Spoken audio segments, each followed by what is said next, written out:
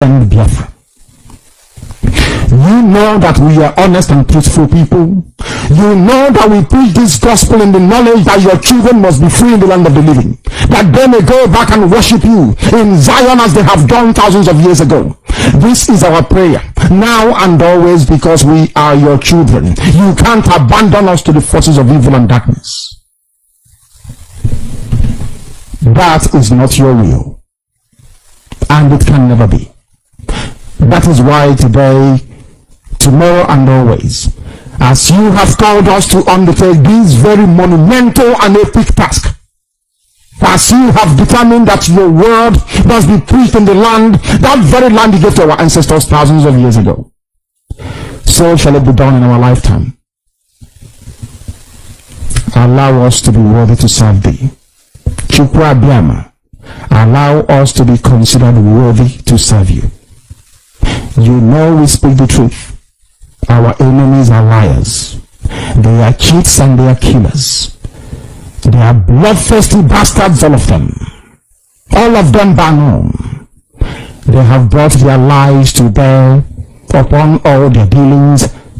Their tongue is very spiteful against those of them who are righteous before your sight. Please don't allow shame to befall your children. Don't allow shame to befall your name, because we answer your name, we bear your name. That is why today we make this very prayer in the sure knowledge that Biafra will be restored as your own kingdom upon the face of the earth. That you will be worshipped every blessed day of our lives, as our children will do, and so will their children. Until time everlasting we have prayed in your name. Ise.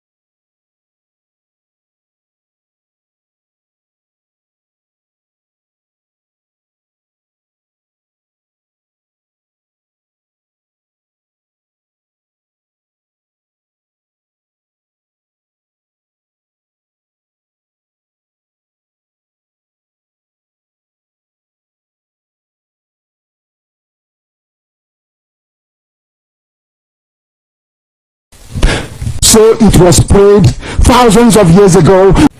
We can procure the finest anti-jamming equipment. They may go back and worship you in Zion. That is why today, tomorrow and always, as you have called us to undertake this very monumental and epic task, as you have determined that your word must be preached in the land, that very land you gave to our ancestors thousands of years ago. Let's move food very fast. Who is begging you? Who is begging you? I'm asking. Janjaweed, who is begging you? Foreign people are not even farmers. You see how cunning. You see, they think there's levels of stupidity ever before. Yoruba land is under occupation. They have taken over Basaboyo. They have taken on those states. Yet you have a Yoruba newspaper editor in Punch, in Nation, in Tribune, writing in favor of the government that have just taken over their land. Hey, Lord God have mercy. Are you following me? They came from all over the place to take your land and have taken it. You can't do nothing about it unless you support IPOB, unless you support Eastern Security Network. That is your only savior. Your only savior, morning and night.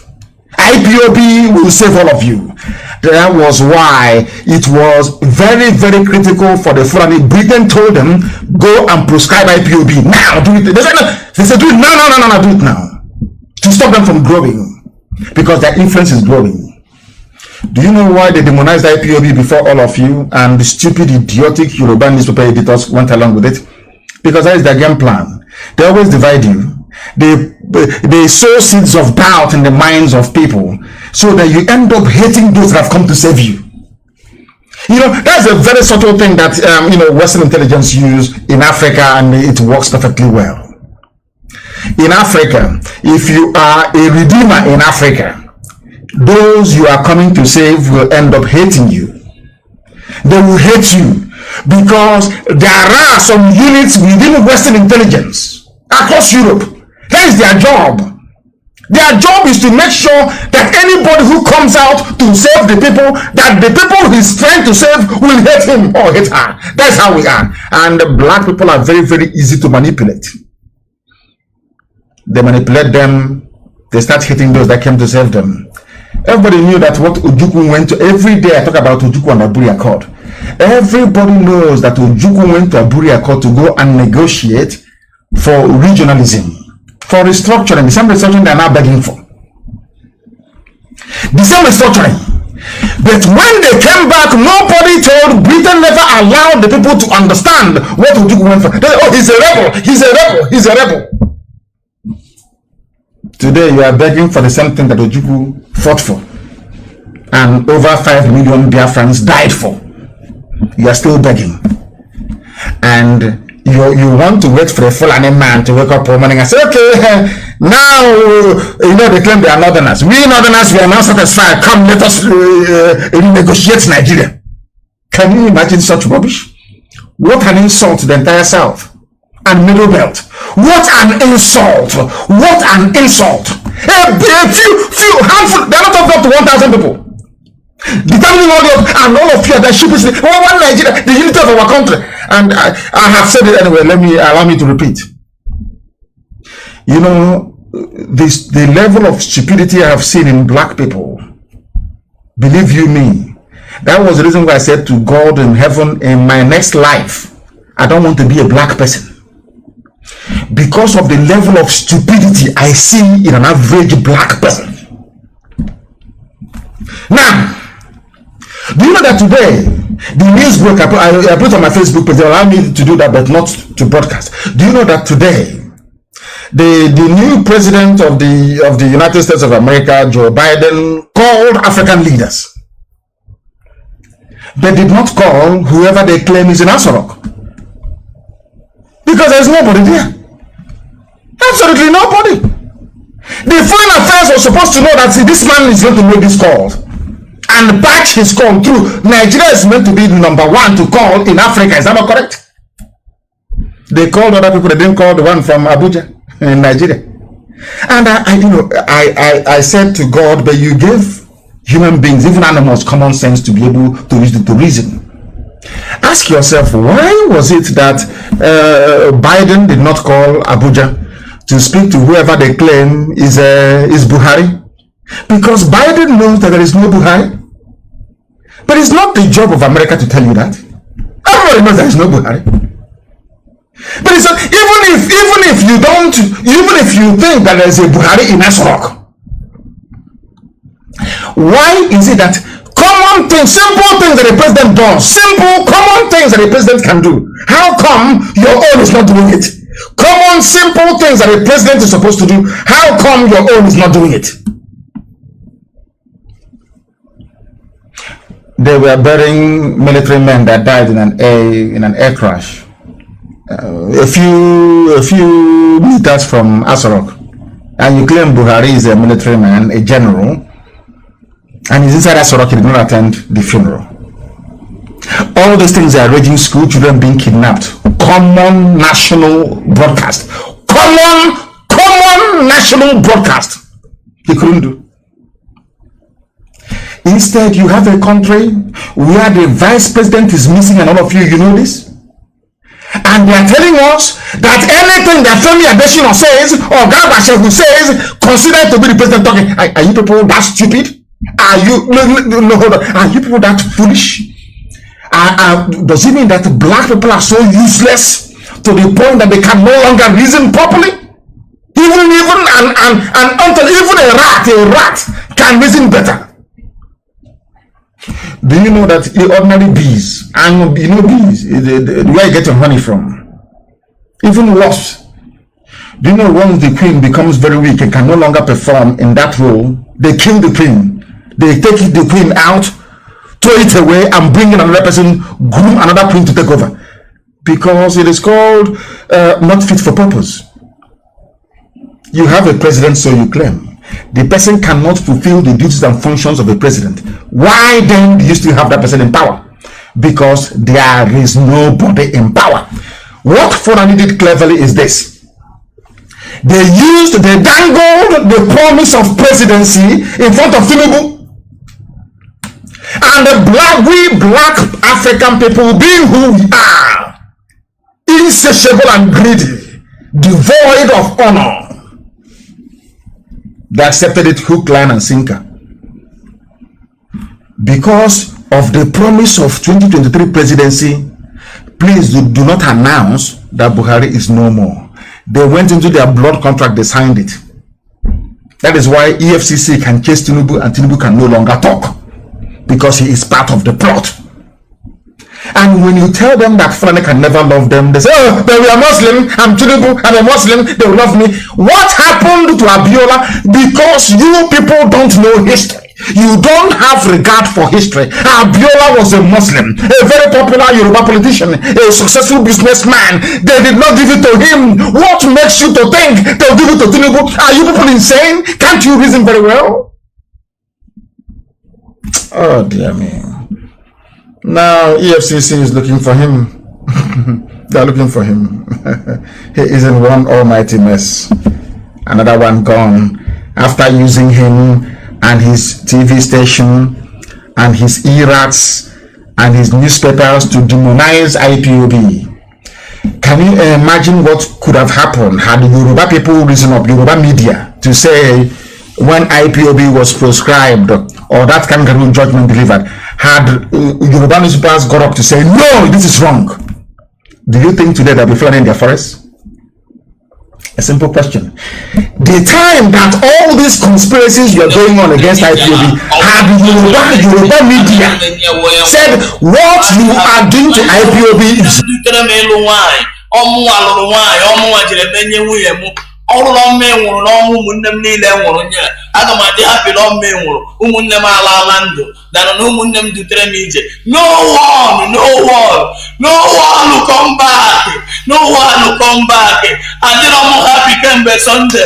And when they never be able to, and they change it to Mundamo, or that all I look at here for justice to come out. Because we must stay to Nigeria because they're all brand new shit. What I say, Maga, I will now who can be Sunday Yabarne. They will my destiny. I my joy. I my happiness is in Sunday. And where's my hope? I don't have any other hope, including a bomb on work and Granania. They damage every day. How about Yoko? Working on stroke up to 86 years. In a long way. Work is in Sunday. And where's your tomorrow? I'm okay now. You came with Sunday. War God. Every damage, every properties, every dancing in Mizurazu, in Jimeno Kenya and Dobudoa. I just waste the eye. Buy up, Baul and Woken Madoko. Wash every down here. Bomo to lead and never machine who wouldn't need a region. In a Chinese Cabrola, who wouldn't know a cabo, Amaya Caraba, Machine Gojinaba, Machine Phone, Yishiria Lepilese, Bicoli, Oda Yamatanuga, every element was more. You can't go long, Bicol, Omian Church, Bicol.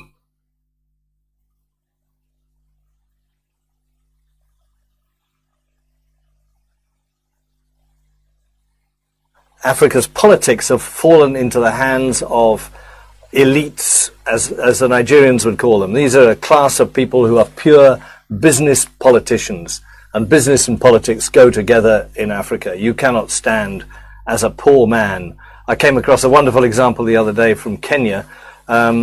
where a man who cycled around on a bicycle was trying to get himself elected, and the people just laughed at him and they say, "You've only got a bicycle. What can you do for us? We need a big man with a big car with money. That's the politician we need to." So there's this mentality, which I think has allowed a very small group of people to take over those countries politically, but also economically. And that's why you have something like, I think the World Bank says, between 60 and 70% of Africa's capital shifted out of the continent. It's in banks in Europe and Asia and maybe America as well. But these people just do what the colonialists did, which was suck the wealth out and shift it overseas. And until that changes, that is, until there's a new generation or even a revolution that actually takes power back to African people, I think those problems, that lack of development, will continue.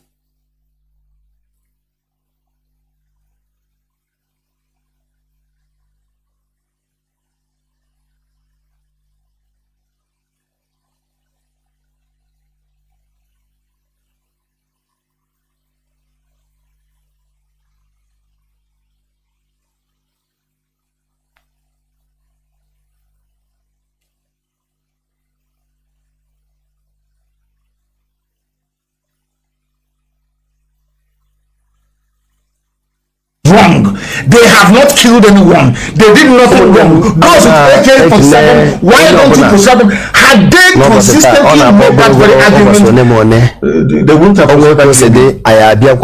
And Fulani cannot be in their land. Because they to do that which is right. There are young people who are fighting in their land of fighting. Because those people in the they kept quiet. They told them, what is your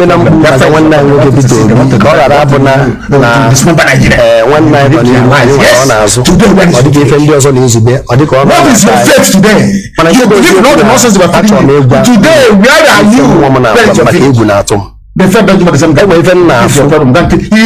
was an Igbo man. A man were undertone, political undertone. It's not asking me and shouting. Can be the good personal woman nochi. The sochi about 191 later 6,000. Have acquired some sense. The gospel of heaven. They came from all over the place. No, they matters worse. Nigeria is a very funny place. And Nigerians are one of the funniest people traffic. And I categorize them as one of the most foolish people to have ever existed. Colonialism, imperialism, and even colonialism have done damage to black people. But the damage that it did to the brain of an average Nigerian is worse. An average Nigerian cannot reason like a human being. All of them. Every time I come on air, I say this. Once you say I am a Nigerian, I write you off as a human being. And I have my reasons. And here's one. Do you know who's the president? Let me now make it sound very childish. As if they're in nursery school. Let us start from kindergarten. Because people don't know that isn't very well in the zoo. I don't know if it's hardship, I don't know what it is. In Nigeria, people don't reason like human beings. They reason like animals. Even animals are better than them. And I'm telling you the reason why. Once I push you, I'll show you where you're going to fall. Let me tell you. Presidency is an asset. Presidency is the group of people, in this case, about running Nigeria. They call themselves presidency. They have now come out today. This is the today, March the 3rd. They have come out today to confirm the year of our Lord 2020. The 2017 report of helicopter supplying arms to headsmen in Delta onto this hallowed platform, because today we are going to discuss a very important issue the governor of the state with my co-host today. Please, you cannot afford to miss it. Therefore, invite your friends, even invite your enemies. Do not deny them to Delta. This hallowed platform. Do you know today that there is no fly zone? This hallowed platform, because this is where we preach enlightenment. Do you know that today that this enlightenment is the key? That there is no difference between you That they are using aircraft to bring to supply arms to Fulani bandits and the concussions. Hey, enlightenment is the difference. That is the reason why you are dying to get a visa to go travel to Canada.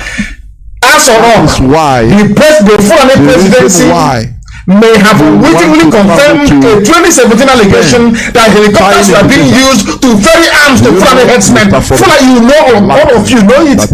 That is what you know what pains me. Therefore, it is a gift. Whoever is the news editor in Channels television, they know this. Otherwise, they are aware. Everybody, you know all of these things. Then why are you trying to defend what is indefensible? You know, I've been saying. How can you defend one Nigeria when a presidency, the president himself have marked off you out for destruction? All that Homo sapiens live running behind. You know, according to the theory of evolution.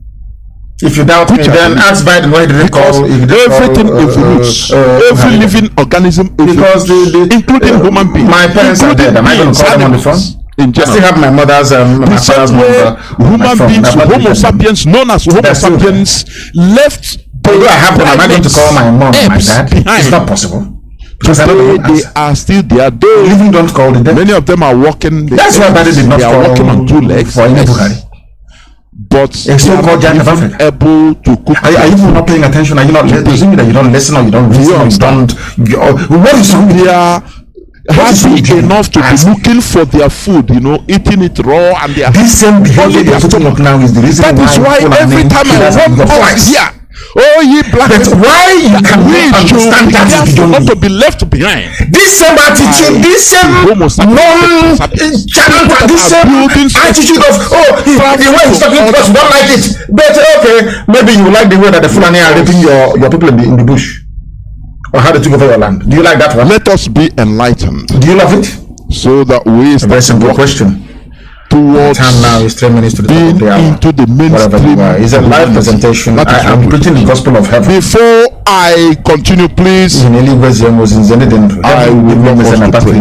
That's my job. And our heaven will give me a message, and it is my duty and responsibility to pass that to those who are living. Now listen. As long as we come on air every evening, by Malam the new president as long as we be with us. Therefore, without any further hesitation, we must proceed to offer every prayer. Senior special assistant to President Muhammadu Buhari on media publicity. As we always said, there was strong suspicion that choppers were being used to carry arms to Fulani bandits in heaven. Choppers. Where did they get that from? So does it mean that your radars are not that your name may be hallowed by benefit of that we may bow at the mention of it, that we may offer every glory unto thee, that we may offer you every adoration and adulation, because there is none like thee. You fight our battles for us. Every blessed day you demonstrate through your kindness and your everlasting mercy that you are our Lord, our God, and our Creator. This evening we offer these your children unto thee all over this very planet that you across the entire 24 time zones on this very planet where they inhabit. They are listening to your every viable news network in the world survives with advertisement. A gospel How many of restoration, a gospel of has ever seen this very gospel of freedom, this very gospel of emancipation as only you ordained, that this very gospel must be preached, that mankind will be set everywhere. News they survive on advertising. BBC that doesn't do advertising, they survive by taking money tax from because we must worship heaven. We answer your name, O Lord of hosts. Everything about us is designed to offer glory unto thee. We have atoned for our sins last year. This very year we have not only atoned for our sins, we have shed blood. They have shed our blood. We have have left our sacrifice. They get it from the government. Even on the 3rd of August, as we are being by the bullets of the enemy, by the workers of iniquity and darkness, we remain very strong today to beckon upon thee, to ask you for your mercy and for your grace, to ensure that your kingdom is restored upon the face of the earth, that you can bring your healing hand to bear upon the life of those of them that you created for one singular purpose, and that purpose alone, which is to worship you in truth and in every honesty. Is there any way that we have erred? Is there any way that our ancestors may have sinned? We confess before a congregation of the whole of humanity to ask you, O Lord of hosts, to have mercy upon us. You must have mercy upon us. We have suffered enough. We have been subjugated enough. We have been tortured enough. We have been imprisoned enough. We did not do these people anything. Our only crime is to answer your name. Our only crime is to be born your children. Our only crime is to excel at everything that we place our hands into. Our only crime is to exhibit your glory. Garba Shehu, senior special assistant to Muhammadu Buhari, who is now dead, of course. That is why they want to kill us. That is why the British want to join those of them who don't know you, to destroy your creation and your inheritance. You will not allow shame to befall your name. You will not allow the enemies to triumph over the lives of your children, because you created them to exist, to worship, honor, and to praise you. I get so upset that I want to say to Elohim, allow me to ask IPOB to go to sleep. Every honesty. Because we remain every blessing, I believe they're whiter than white and whiter than snow. Oh, is there any way that we have sinned that you cannot forgive us our trespasses?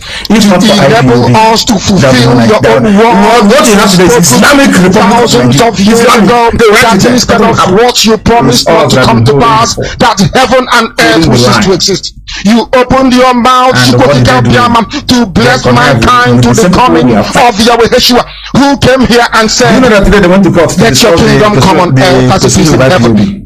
Those words can never be in vain. For how many years now? Because they are God upon your 18, 19, 20, 21. That is why 4 years. And we in a country that will come, that these children that we have given birth to all over the world, somebody did you and their children, and their children, and their children, as long as they give birth to them, and they are Biafrans, they will worship you in truth and honesty. Through this very work we are doing, mankind will come to understand you.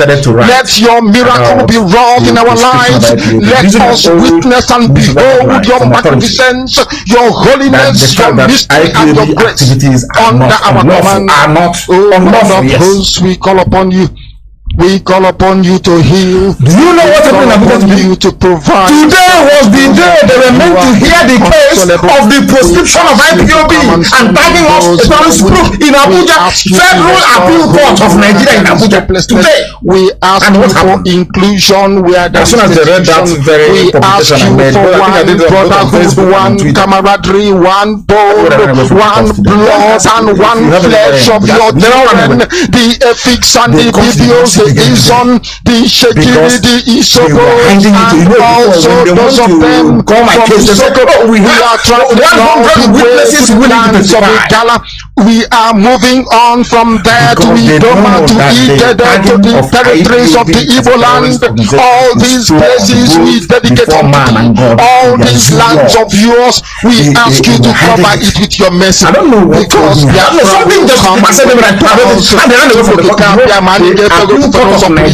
we will dance on the streets and tell you, by the time that we are done, humanity will think that we are mad, we are drunk in your glory, and rightfully so, because your kingdom will come to rest upon this very earth. That very kingdom is the unadulterated, non-negotiable source. They saw IPOB versus federal government of Nigeria.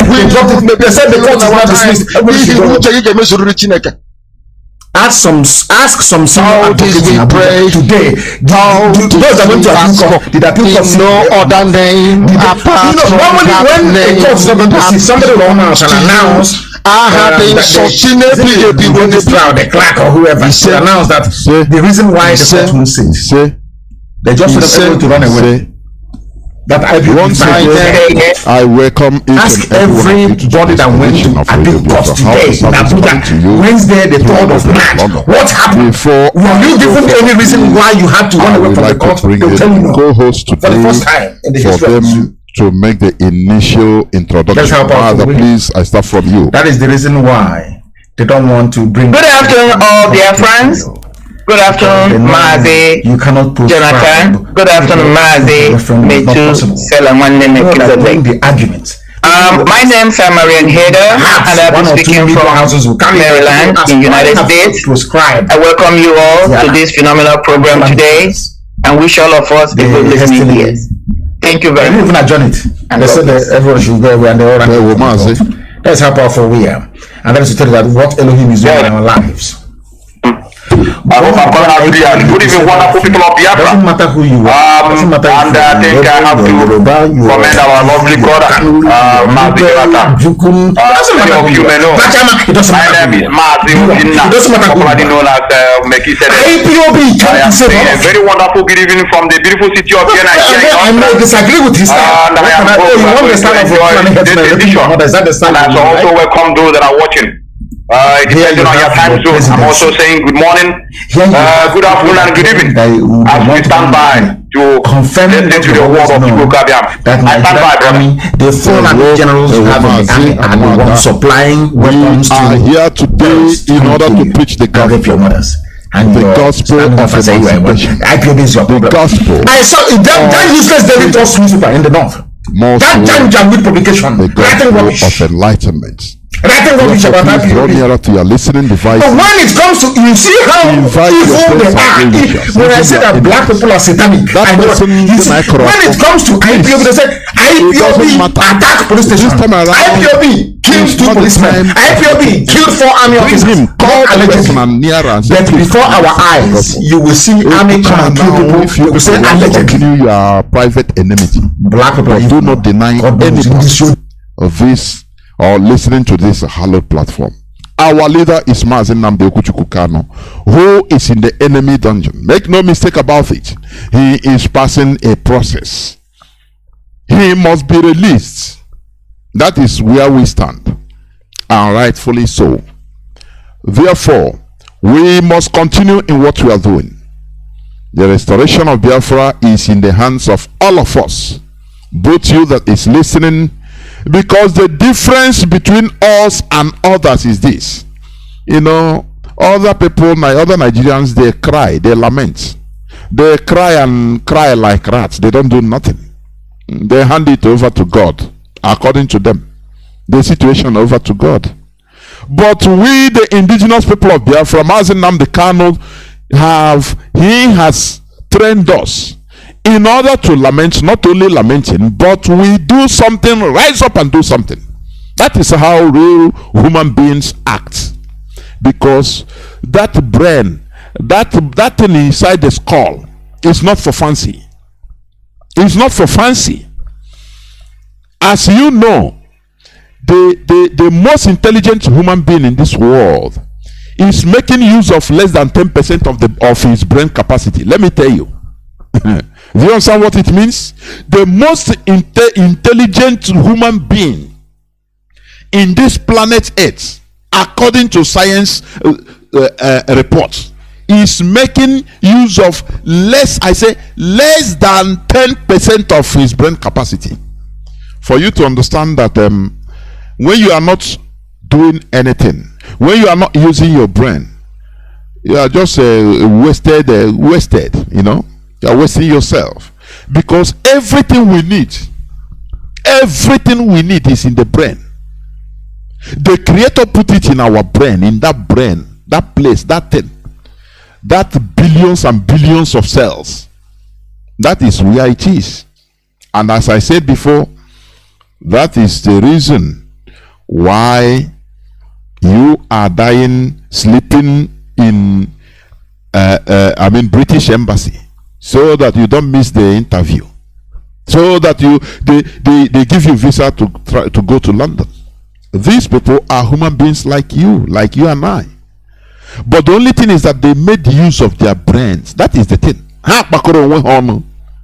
We ourselves, we are disorganized, and that is why today we are going to treat this issue that has been bothering me, the cause of clannish behavior, that is clanism. I put it clanism in our land, the cause and remedy of clannish behavior in our land. Do you understand? I didn't say tribalism. Tribalism is normal. Let me tell you, this world is not only Africans are tribal. Human beings are tribal in nature. Let me tell you, whether you like it or not, that is the reality. That is the reality. We are tribal in nature. You cannot. That is why even among the developed world, they have nations. They are countries and nations. That is why you have a country as small as Iceland. You understand? Iceland is less than 500,000 in population. There are 365,000 in population. But they have their own country. They are their own country because they are tribal. It is tribe. Forget about the way it is being garnished in the modern world. Garnished as a nation. It's tribe. A French man will fight you if you force him that he is a German. He will disagree. He say, no, I'm a French person. That is it. It is tribe.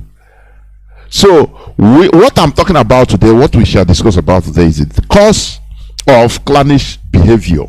That is clanism in our land, and the remedy. Because when we talk about the cause, we also talk about the remedy. Therefore, please stay tuned, because no need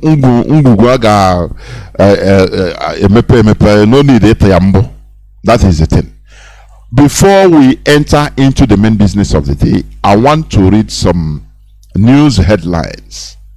Some news headlines, please, before I enter into the main topic of the day.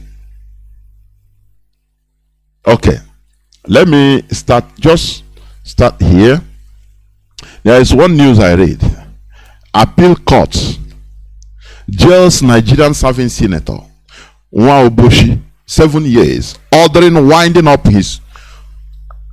of his 2 companies over money laundering. I read this news, and I read the body, and I found out it's how much? 802 million naira. No, we are not supporting or siding evil or corrupt or politicians or personnel, no. But we are making some points that is worth noting. And those points are, why is it that it's only one part? People from one part of the zoo called Nigeria, mostly the Igbos, are always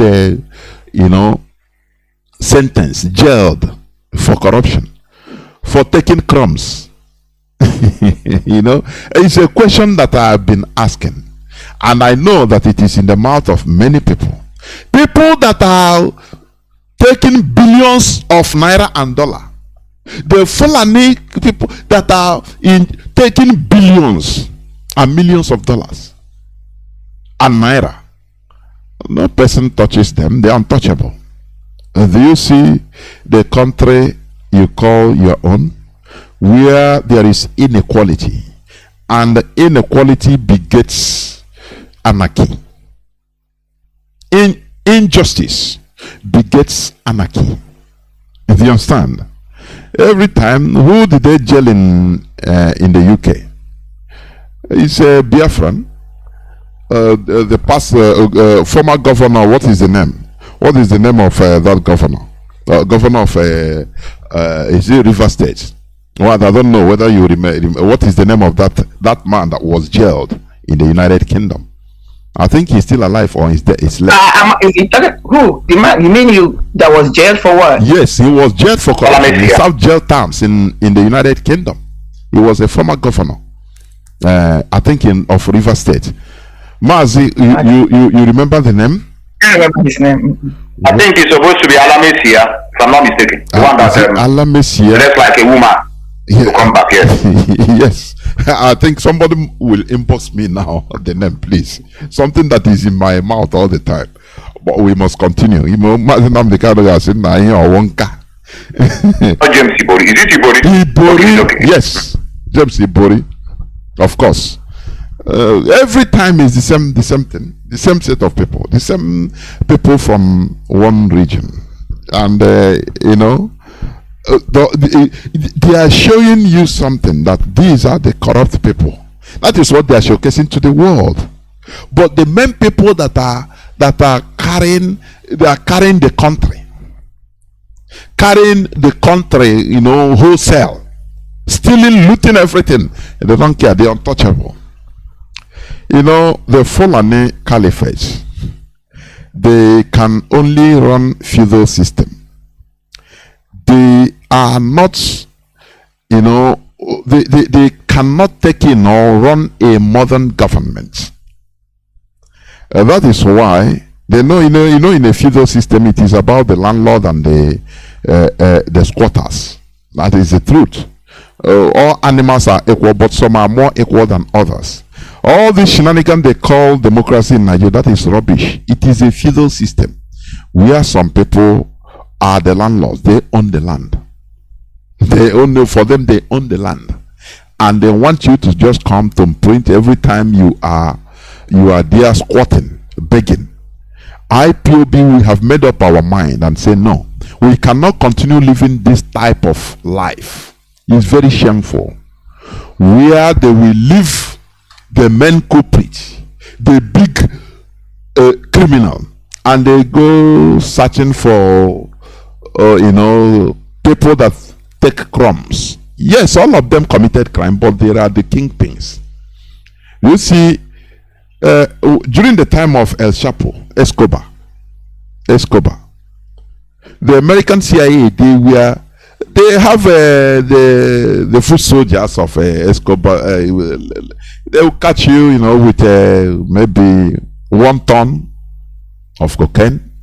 The American CIA, what they want is that the main man, because they know that is the source.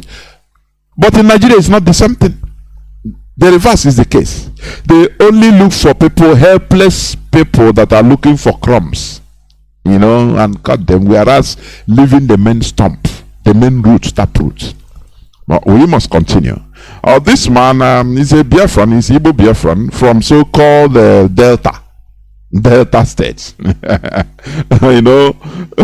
Maybe you ask him, he said, no, I'm a Deltan. What is your language? No, I don't, I'm South. Today he is being sentenced to 7 years for, in Nigerian standard, stealing as little as 800 or laundering as little as 805 million naira. Chicken change for Rufai. It's a chicken change for him. But somebody is suffering for it. That's it. That's a country you call your country. We must continue. Yes, it's James Ibori. Yes, some people have inboxed me. It's James Ibori. Okay. Let me go on to another headline. I will rush it.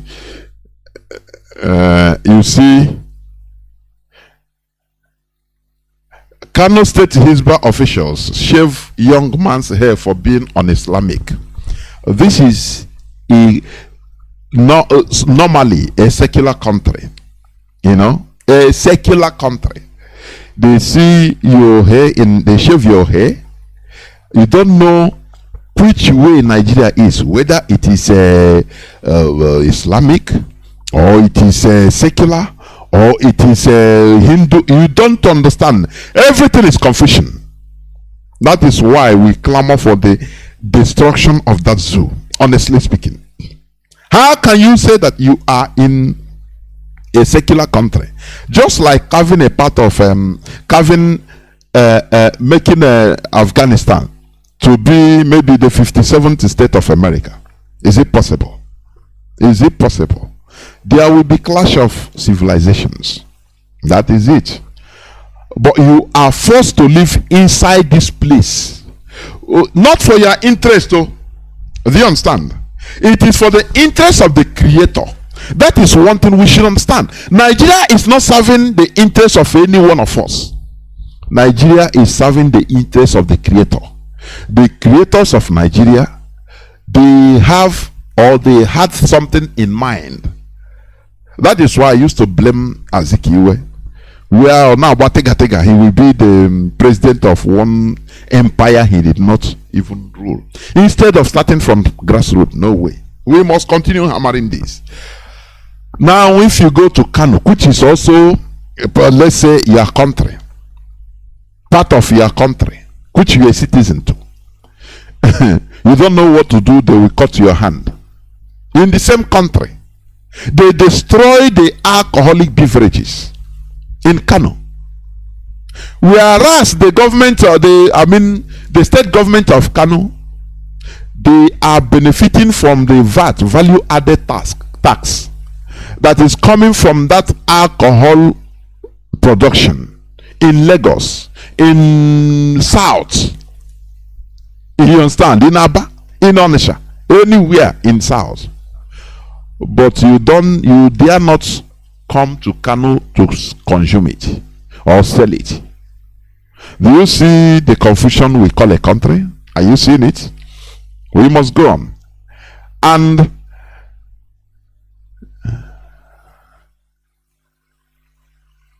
okay, we see what went on, or what happened to many of our youths, officially 14, that were slaughtered for no reason in our mama. And this Sarkin Fulani of Imo State came up to defend that these are bandits, that they are hoodlums. And I say, so they are hoodlums, you need to kill them extrajudicially. Do you see? I played during my preamble the testimony of the person that did the wedding, traditional wedding, his lamentations. When you watch that young man, he is in agony. I'm telling you honestly, that people that came in that ceremony, his friends were all massacred. He was begging, why is it not him that was killed? And all those his friends and brothers and sisters left alone. You see, that is the person, this guy will be living with this agony all the rest of his life. You see, the problem in Nigeria is, that is why most Nigerians are mad, one way or the other. People think that madness is only when you start removing your shirts. No, it's a mad place. People are suffering internally. The injustice committed against them, there is no person to complain to, no place to go. So they bear it inside their mind, inside their heart. It will be worrying them. It is killing them little by little through stress. That is a country you want us to remain? God forbid bad thing. There is this news. There is why I want to just bring the headline, please, before we go into what we want to discuss today. It says, Nigerian women team Super Falcons boycotts training over unpaid bonuses ahead of WAFCON 22 third place match. You understand? When you watch the women football, African women soccer competition going on in Morocco, watch Nigerian team. All are Southerners, majority are Biafrans. More than 90% are Biafrans. You don't see any Fulani girl there. Just tell me, this type of injustice. Tell me. But the people at the helms of affairs that are where money is being remitted to are the Fulani agents. Do you understand? Is it a country we continue being? We are not good. Okay, Biafrans are not good in any other thing. They will call us traders, and you accept to your shame. Oh, you people are traders. Do you see it? Now, these women, our girls, our women are the ones going to showcase their body, working hard. When the trophy comes, I think they have carried it, 9 times. 9 times. Now, the glory will go to the Fulani Caliphate. Do you see what here we pinpoint things that you see as if it's not, maybe it's mundane. But all these things are the injustice we are bringing out. Biafrans are very good at best any other country, but except Nigeria. You understand? Our women are the players. They cannot, during the football, they cannot bring out their Fulani women, girls, and say, come and play. No. Because they say, oh no, it is against the after all, have you seen Afghan women? Afghan girls, they don't even allow them to go to school. Do you see what we are suffering? That Nigeria is a very big load on us. Imagine that these people are playing for Biafra, who we supposed to be. Imagine all of them, we are playing under Biafra, both men and women. How beautiful it would have been. It would have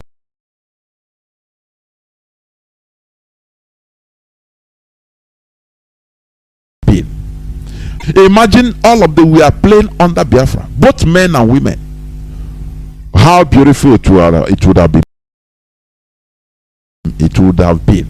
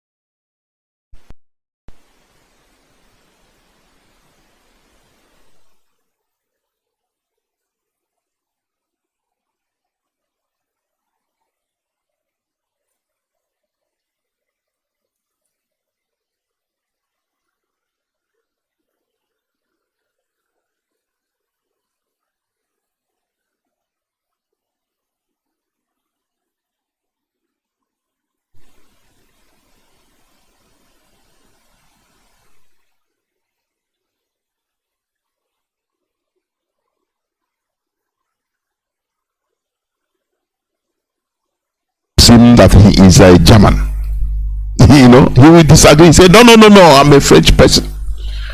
That is it. It is tribe.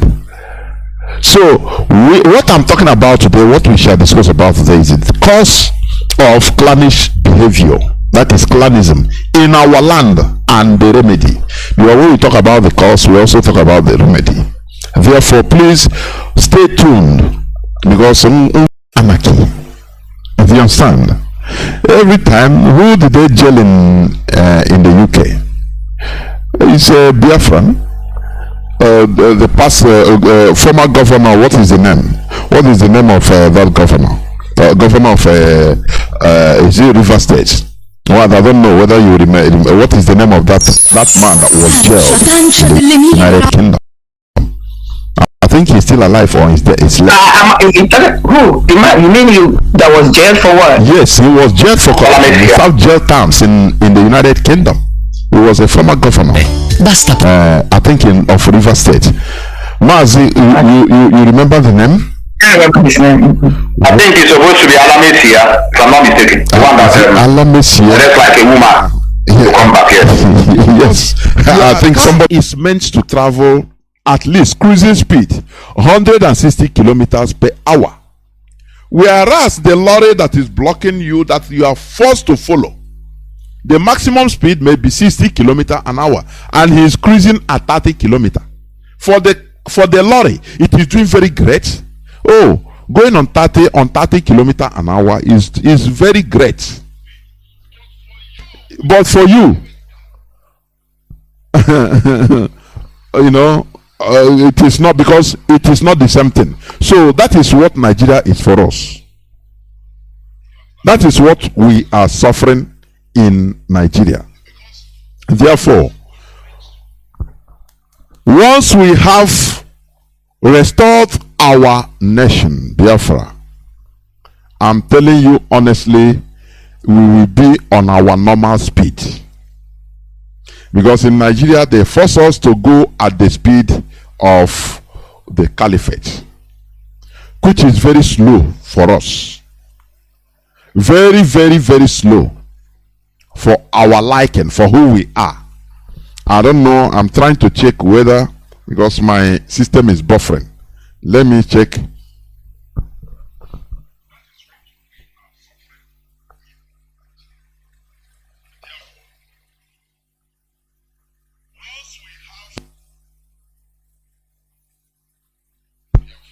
I think my voice is coming out.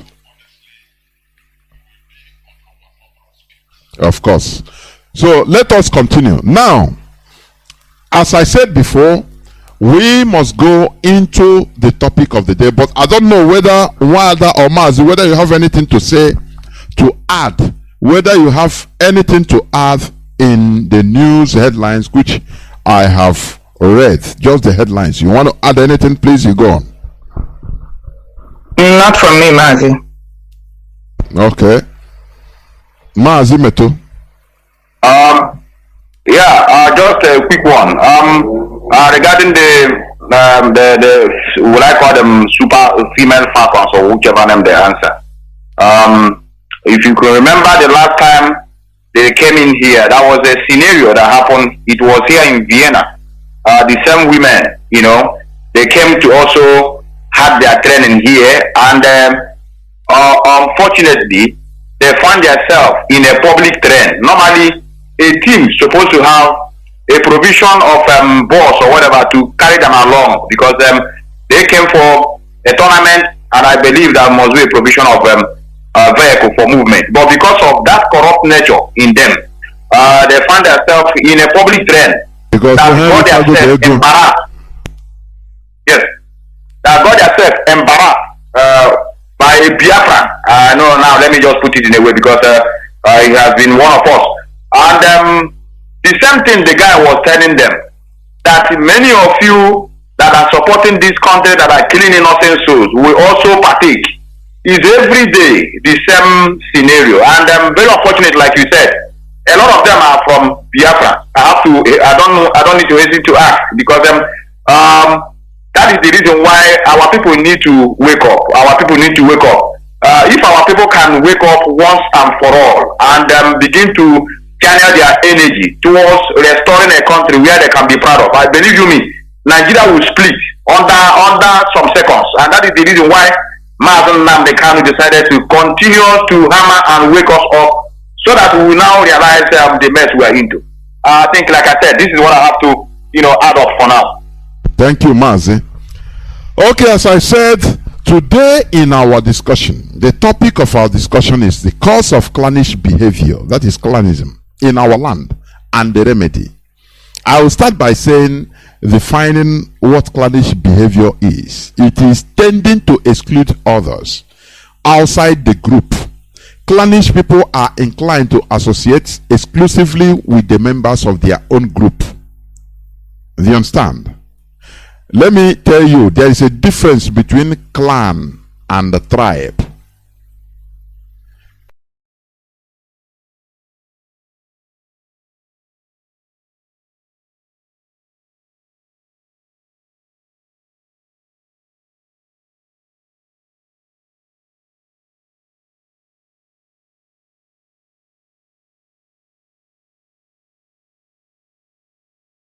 It is for the creator. That is one thing we should understand. Nigeria is not serving the interest of any one of us.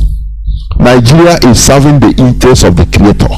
The creators of Nigeria, they had something in mind. That is why I used to blame Azikiwe. Well, now Batega, he will be the president of one empire he did not even rule. Instead, hammering this. Now, if you go to Kanu, which is also, let's say, your country, part of your country, which you are a citizen to, you don't know what to do, they will cut your hand. 12 in the same country, 6 in the north, 3 in the east, and 3 in the west. Okay, why do I have to bring out this? For you to understand the beginning. Yes, we were regionalized regions according to the Nigeria setting originally. But from the region, because of, in order to destroy Biafra, listen, in 1967, Gowon turned the regions into states. And in order to make it look like, it's not only one side, he created 6 states in the north and 6 states in the south. East Central State is a former administrative division of Nigeria. East Central State. It was created on 27th May 1967 from parts of the eastern region and existed until 3rd of February 1976 when it was divided into 2 states, Anambra and Imo. Do you understand? So before we were from the east, we went to East Central State. The first capital of East Central State, listen attentively. The first capital of East Central State was Calabar. Do you understand? For those of you that are, we are south, that Bonkum, it is Calabar, the first capital of East Central State. It was Calabar before it was later moved to Enugu, and the second capital was Umuahia. The region was officially divided in 1967 into 3 new states: the East Central States, River States, and Southeastern States. These people, they messed us up. If you study history on Magane Isugi, always, honestly, we are suffering because of lack of knowledge. That is the thing. When you go deep into this East Central states, River State, Southeastern State, you see that they mix all of us. They know that we are the same. You understand? They mix all of us up because they are trying to find what they think to be the final solution to Igbos. They call it Igbo. That is the East, Biafrans. The same way Hitler wanted to find a lasting solution to the Jews, and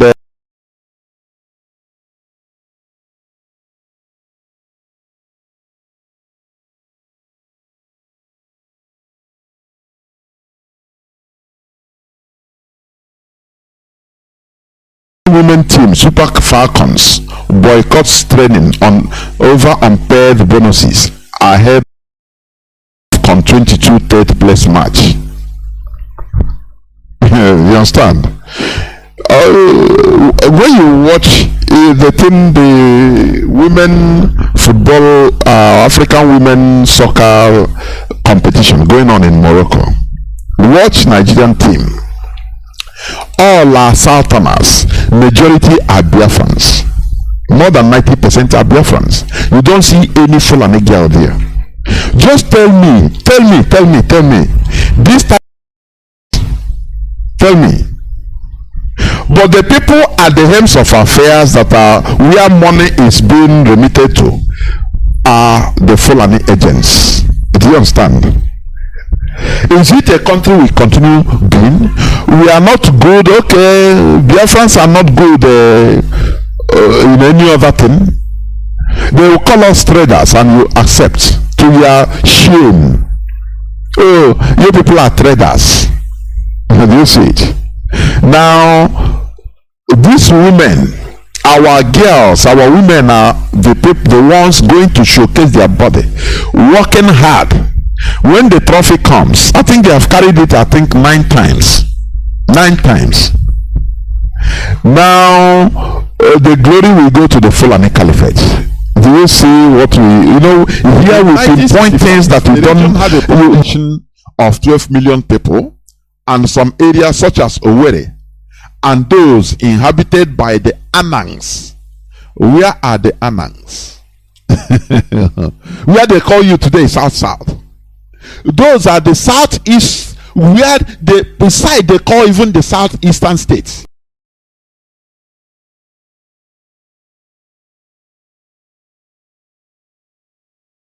No, because they say, oh no, it is against the after all, have you seen Afghan women, Afghan girls? They don't even allow them to go to school. Do you see what we are suffering? That Nigeria is a very big load on us. Imagine that these people are playing for Biafra, who we supposed to be. Imagine all of them, we are playing under Biafra, both men and women. How beautiful it would have been. It would have.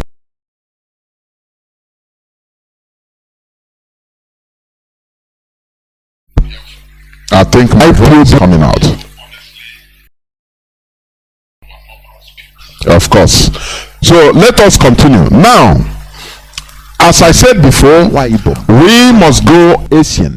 Udim, Etim Ekbo, Eka, Ekote Ekbene, Obok Akara, Oruk Anam, Okanafium in Akwa Ibom State. All these, to mention but a few, these are the Owerri and this place inhabited by Anans. We are one of the most densely populated places in Africa, in West Africa, as of that time. If you understand. Now, in order to isolate the people they call the people that are always revolutionists, let me put it like that. They started when they create this state, they create this region. After they say no, we never.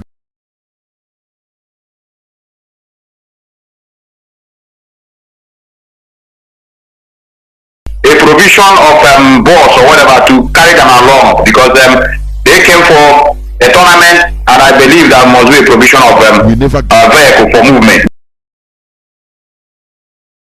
They find themselves in a public drain. Because that got themselves embarrassed. Yes. That got themselves embarrassed by a Biafran. No, now let me just put it in a way, because it has been one of us.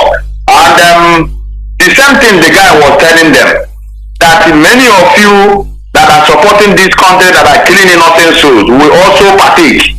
Is every day the same scenario. And very unfortunate, like you said, a lot of them are from Biafra. I don't need to hesitate to ask, because that is the reason why our people need to wake up. Our people need to wake up.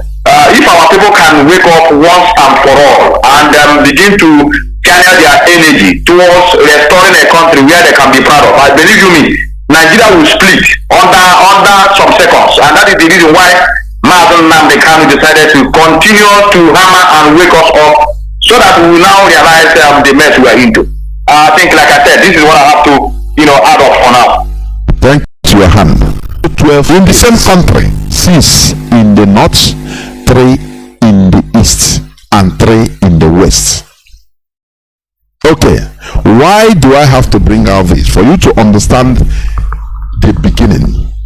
Yes, we are regionalized regions according to the Nigeria setting originally, but from the region, because of, in order to destroy Biafra, listen, in 1967 Gowon turned the regions into states, and in order to make it look like it's not only one side, he created 6 states in the north and 6 states in the south.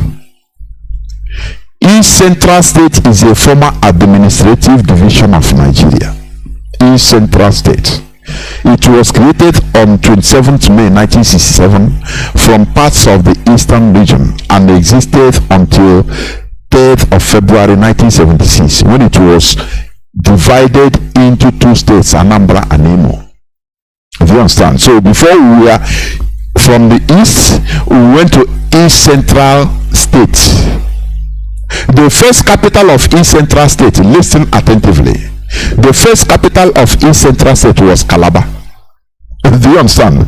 For those of you that are we are south area, that Bonkom, it is Calabar, the first capital of East Central State. It was Calabar before it was later moved to Enugu, and the second capital was Umuahia. The region was officially divided in 1967 into three new states: the East Central States, River States, and Southeastern States. These people, they messed us up. If you study history on Magane Sugi, always, honestly, we are suffering because of lack of knowledge. That is it. When you go deep into this East Central States, River State, Southeastern State, you will see that they mix all of us. They know that we are the same. You understand? They mix all of us up because they are trying to find what they think to be the final solution to Igbos. They call it Igbo. That is the East, Biafrans. The same way Hitler wanted to find a lasting solution to the Jews, and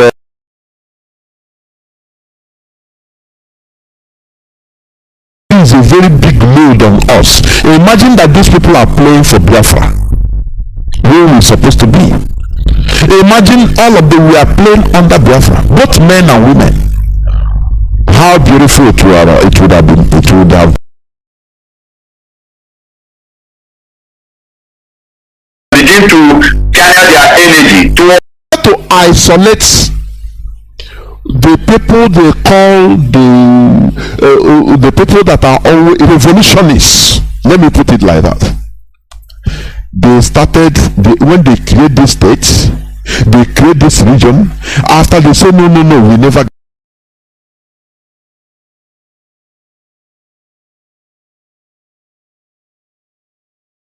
Provision of boss or whatever to carry them along because they came for a tournament, and I believe that must be a provision of vehicle for movement.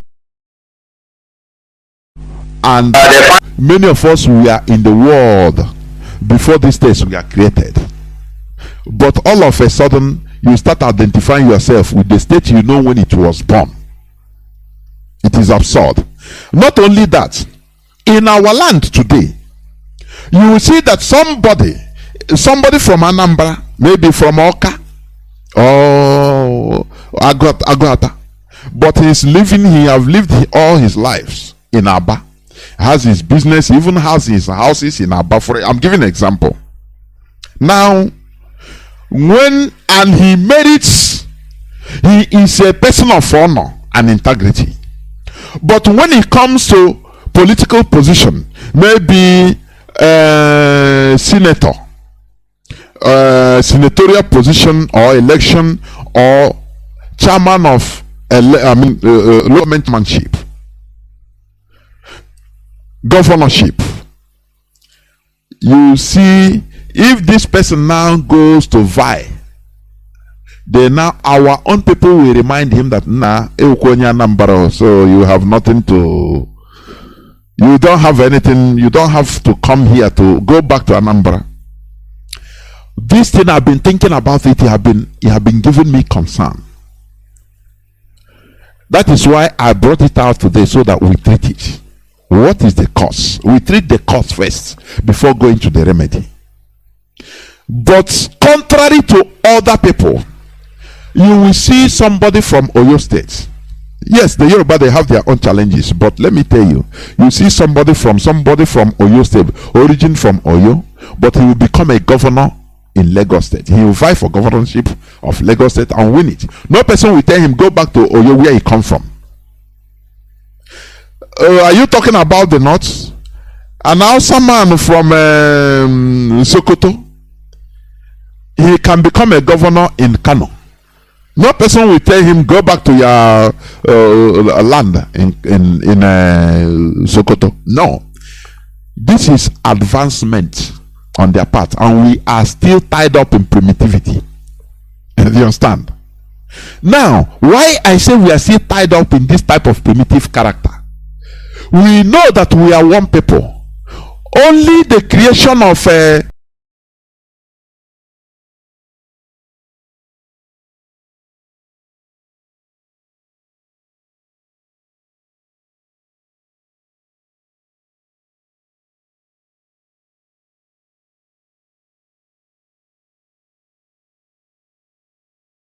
after they say no, we never.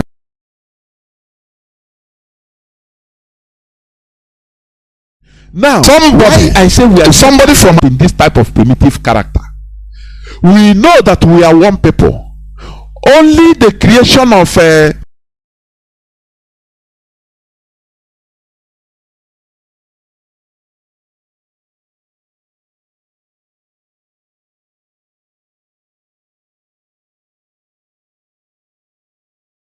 Manambra, maybe from Oka or Agota, but he's living. He have lived all his lives in Aba. Has his business, even has his house. We are tied up in this type of primitive character. We know that we are one people. Only the creation of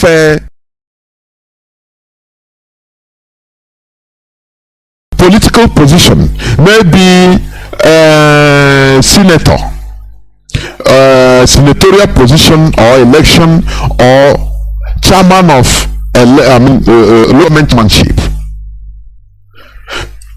governorship. And you see, if now, this person now, I say we are still tied up in this type of primitive character. So you have nothing to. You don't have anything. You don't have to come here to go back to Anambra. This thing I've been thinking about it. It have been giving me concern. That is why I brought it out today so that we treat it. What is the cause? We treat the cause first before going to the remedy. But contrary to other people, you will see somebody from Oyo State. Yes, the Yoruba, they have their own challenges, but let me tell you, you see somebody from Oyo State, origin from Oyo, but he will become a governor in Lagos State. He will vie for governorship of Lagos State and win it. No person will tell him go back to Oyo where he come from. 19. Are you talking about the North? But somebody that have been in Anambra before the war, established there, born children there, everything go. You take that is his land. But when vying for political office, they will remind him now. Now, become my co-host, I want you people to come in to put mouth into this. Wada, I want you to come first, please. What is the problem? Why do we behave like this? Why? Please come in, Wada. Mazi, very interesting topic indeed. Mazi, for me, I'm going to go really way back. I'm glad that in your opening remark, you were able to bring in that every society, every individual, we are all tribalistic by nature. That is an absolute truth. It's something we call is inherent, that is innate in us, which is what we are born with. Just like there's another age in Igbo dialect or Igbo language that says Agochananna, Agawananne is the same thing. So the argument or the question you're asking is, why is it that some groups have been able to or are working towards completely overcoming theirs and we are stuck? That's how I'm summarizing what you said. The thing is this: let's go back.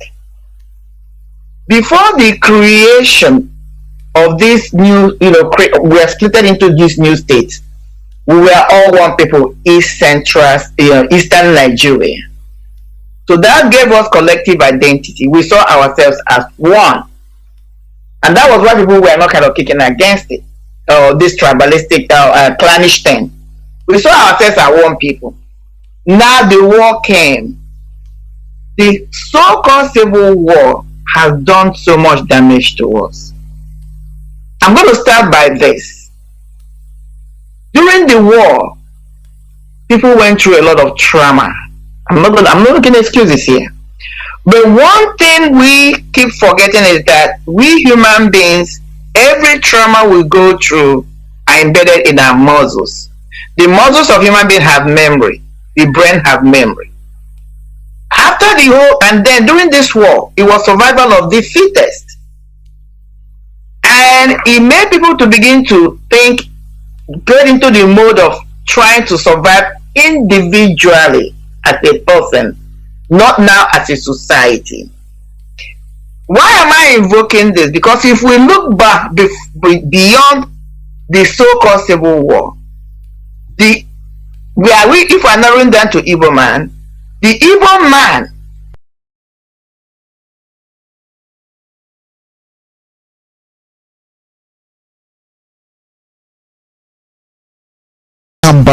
before the war, established there, born children there, everything go, you take that is his land.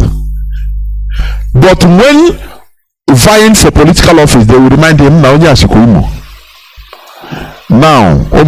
become my co-host, I want you people to come in to put beyond the so-called civil war.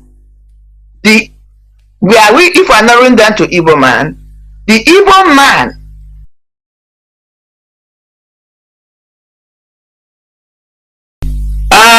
Mazi, for me, I'm gonna go really way back.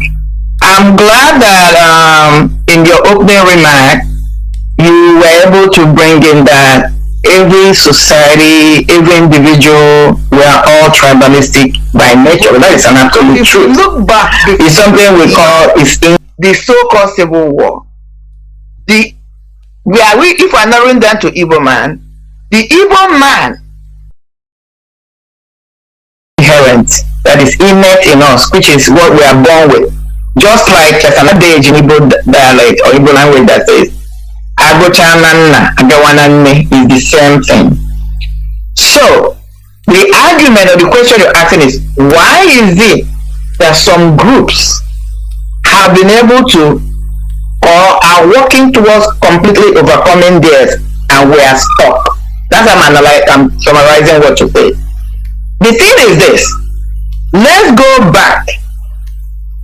Before the creation people are looking of this new guns, where you say this is my own because during the time of trauma, stress, I'm better off in my own cocoon. Now what happened was the politicians came in and threw in the mix of all this, using this thing, this new thing we're having now, knowledge or mental knowledge or trauma we are going through, to perpetuate, to get over the masses, bringing this clanism.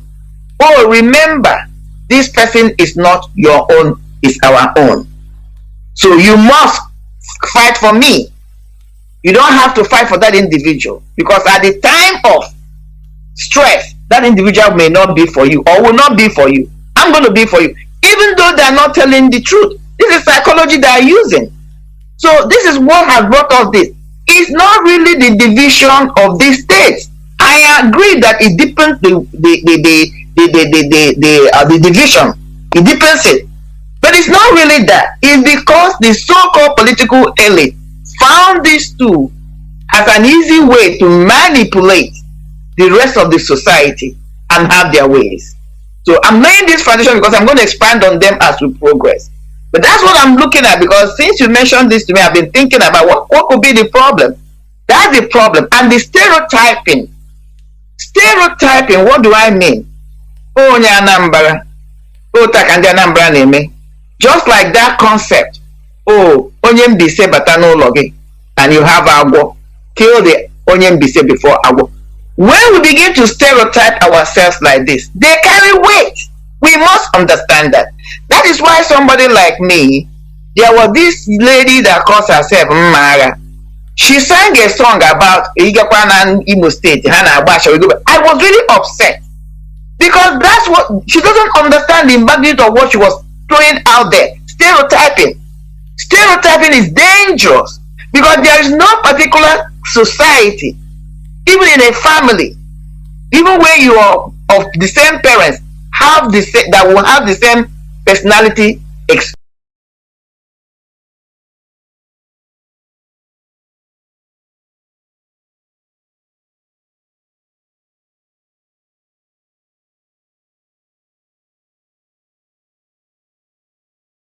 We are split into these new states. We were all one people, East Central, Eastern Nigeria. So that gave us collective identity. We saw ourselves as one. Because there is no particular, and that was what we were, society, even in a family, even where you are of the same parents, have the same, that will have the same personality.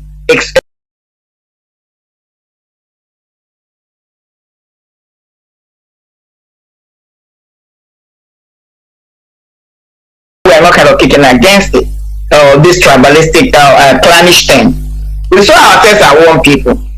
Now the war came. The so-called civil war has done so much damage to us. Society. I'm going to start by this. Even where you are, during the war, people went through a lot of trauma. I'm not making excuses here. The one thing we keep forgetting is that we human beings, every trauma we go through are embedded in our muscles. The muscles of human beings have memory. The brain have memory. After the war, and then during this war, it was survival of the fittest. And it made people to begin to think, get into the mode of trying to survive individually as a person, not now as a society. Why am I invoking this? Because if we look back beyond the so-called that are not helping us and bring in those that are helping us, that's one of the problems we're having. Because we are so closed up, holding on to that, all that we have, whether that we are benefiting from it or not, we want to hold tight onto them because we are close people. Because these children we are having here are more liberal than us because of the society where they are. America is highly diversified society, whether anybody likes it or not. That's the truth. Highly, both in culture, in dialect, in languages, because America is one society that allows you to come in with your culture, your values. They don't, they don't infringe on it. But they have set up the society in a way that no matter what culture, your ideology you bring in here, what they call American values transcends all. That's the problem we have. What we should be having as Ipob or Biafran, Ipob value, let me look at, deal with us within our clans, has not been able to transcend all. We're still going into our niches and cocoons, and that's what we think we are safe, and that's what we want to play. This is why somebody like me strongly believe in this project Biafra. I would continue to do all I can to support it, promote it, as I pass it on to my child. Because it's one thing that can galvanize us. We see ourselves as Biafrans, and it doesn't take away my niche or my clan. I'm still part of it, but what should be paramount, what should come first, should be the protection, the projection of Biafra. Until we as individuals begin to go beyond our own selfish interest. You said we're going to deal with the remedies. I'm going to leave the remedies for now. But that is what is creating that. You will see an Anambra person. Anambra are known for Onugu. I'm using small things like that. Instead of us to glorify it, it doesn't matter. The most important is that, what is the health benefit of eating Onugu? What is the health benefit of eating Ofo? I'm using little things. They might sound small, but I have to use it. Embrace it, because we were all one. All these things caters to the people we are when it comes to our values. And stop playing into our niches, because this is what the politicians are using. Because look at what is happening in Olu today. Since this man, because he invoked his name, since this man they call Uzodimba became the governor, imposed on us. Think about it. All his actions His crazy and wicked actions have been targeted within his own people, the Olu zone. He knows what he's doing, Mazi. Because he will come out and some people will come out and be playing the card, just like the guy that called him Mozambique. He said, it's my brother. Because it's your brother, even when they ask you to go and kill, you go and kill.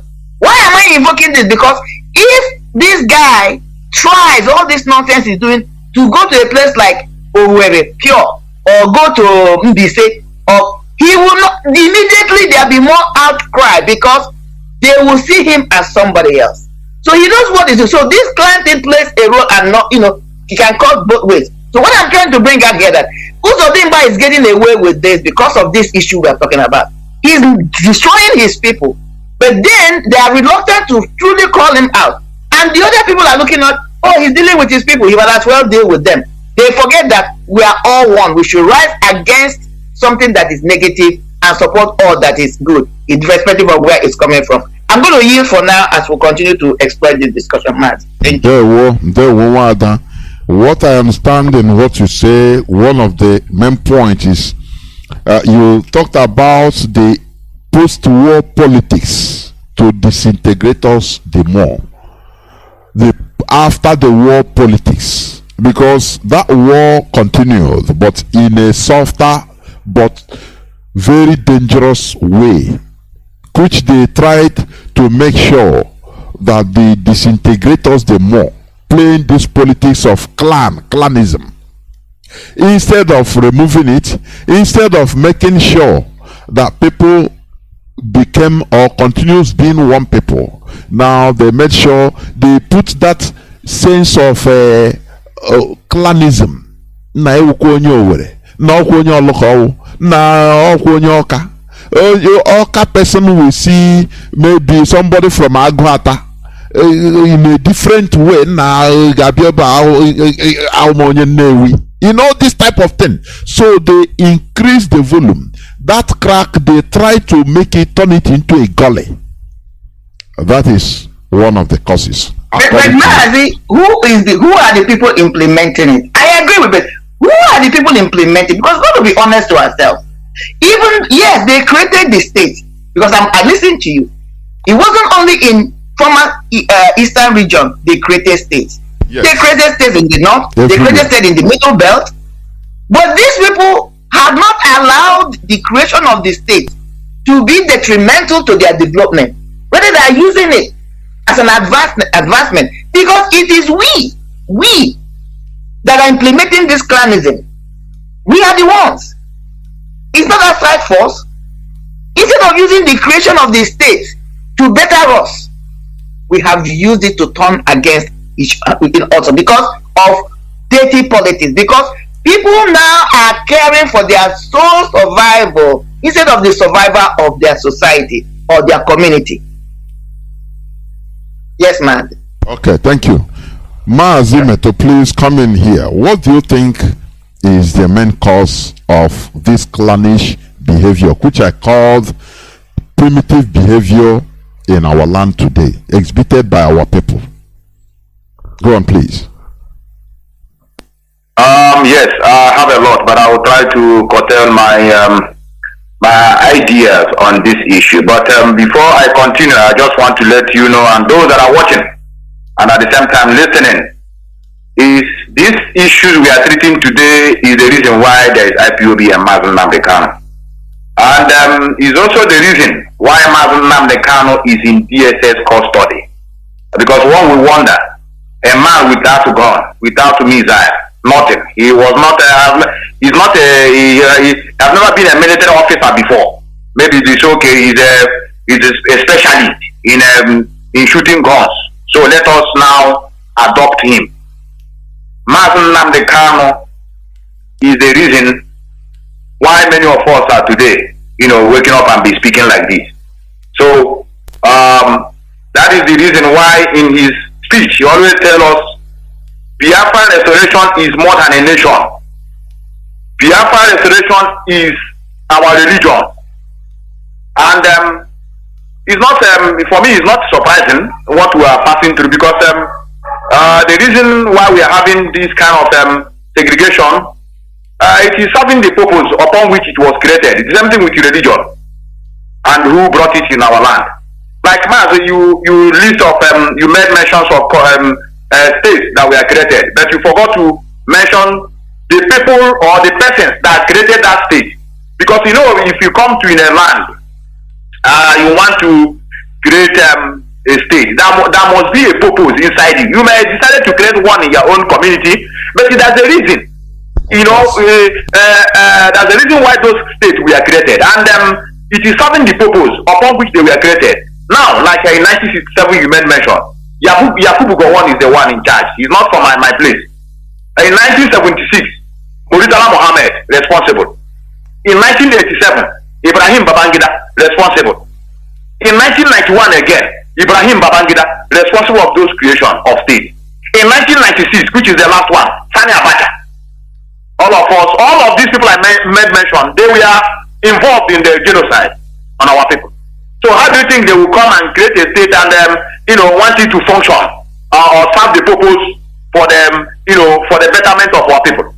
They call it politics of state creation, and they use it to deceive some of us by telling us the creation of states in Nigeria was anchored ostensibly on the need to extend governance. They tell people we are bringing governance closer to you people. So people, we are embracing those creations because one will wonder. Somebody, me and him in the same community before. They divided us. Now they say we are Ebony. With this one is Abia State, or this one now is Imo State. We are no more part of Imo State, but we do things together. We do our traditional way of life together. We do so many things together. Then out of a sudden, we were not answering different states. So that's the reason why those states were created. But let me now go a little bit back from the main topic, like we were talking about clan. For me, clan is a good thing. In life, it depends on how you handle things that visited you. The clan, like I love how you just summarize it. It's a smaller unit of a tribe. A clan is a social organization unit that has the oldest structure, grouping people who share a common value system, common origin, and surname at the same time. If you go to Europe, they have their own. You will see a name. Somebody is answering Mark Anthony, maybe McCarthy. These are Mark on its own is short form of is a family name. Is a family name. When you come to Europe here, we have McCarthy. As the family was represented by clan Katiaki. So there's nothing bad in having a clan. If you watch now, you go to the importance of this clan. You can begin to see that it's also a way of solving problems in a society. Society is organized entirely around this clan, and it has been viewed as one of the big extended family. The members share a common distant ancestors and assist each other during difficult times. It has nothing to do with division among people. It's always a problem solver. Now, in the case of Biafra land, we were massacred during the genocide. We were also massacred after the genocide because they couldn't achieve their aim totally because the aim was to wipe us out completely. That is no single soul will remain. But along the line, they couldn't succeed in achieving that their aim, and they now come with the state creation. And as they're creating the state, it doesn't end there. They still go inside those states created, begin to change some words. Just like Umokoro, he becomes Rumokoro. You will see a able-bodied man will be shouting in front of you, Awike, I'm from Benin. And it is very sad and frustrating when you are looking upon a man, a full-fledged man, shouting in front of you, telling you, Awike, I am not Igbo. He's speaking the same language, the same everything you are speaking, no difference. The way behavior is the same, way of doing things is the same. Some of the times, our traditional masquerade is the same. Like if you go to Calabar, you have their masquerade called Okonko. When you come to Imo State, we have Okonko. All the instruments are the same. Maybe the tone may differ, or what they beat may differ, but everything are the same. When you begin stand them together in front of you, you can't differentiate unless we speak. Which variation in language is not a problem. It doesn't stop people from understanding themselves. That is the reason why Mazi Nnamdi Kanu is a big threat, but many people don't understand. And that is why I begin to see people when they say, give us action, give us action. I say, these people don't even know the reason why there is IPOB.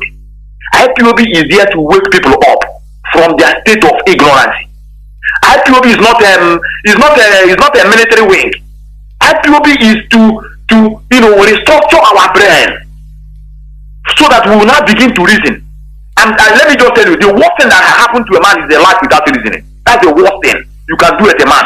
For example, if you have met somebody that is suffering from complete stroke, total stroke, you ask him, do you want to eat? He said yes.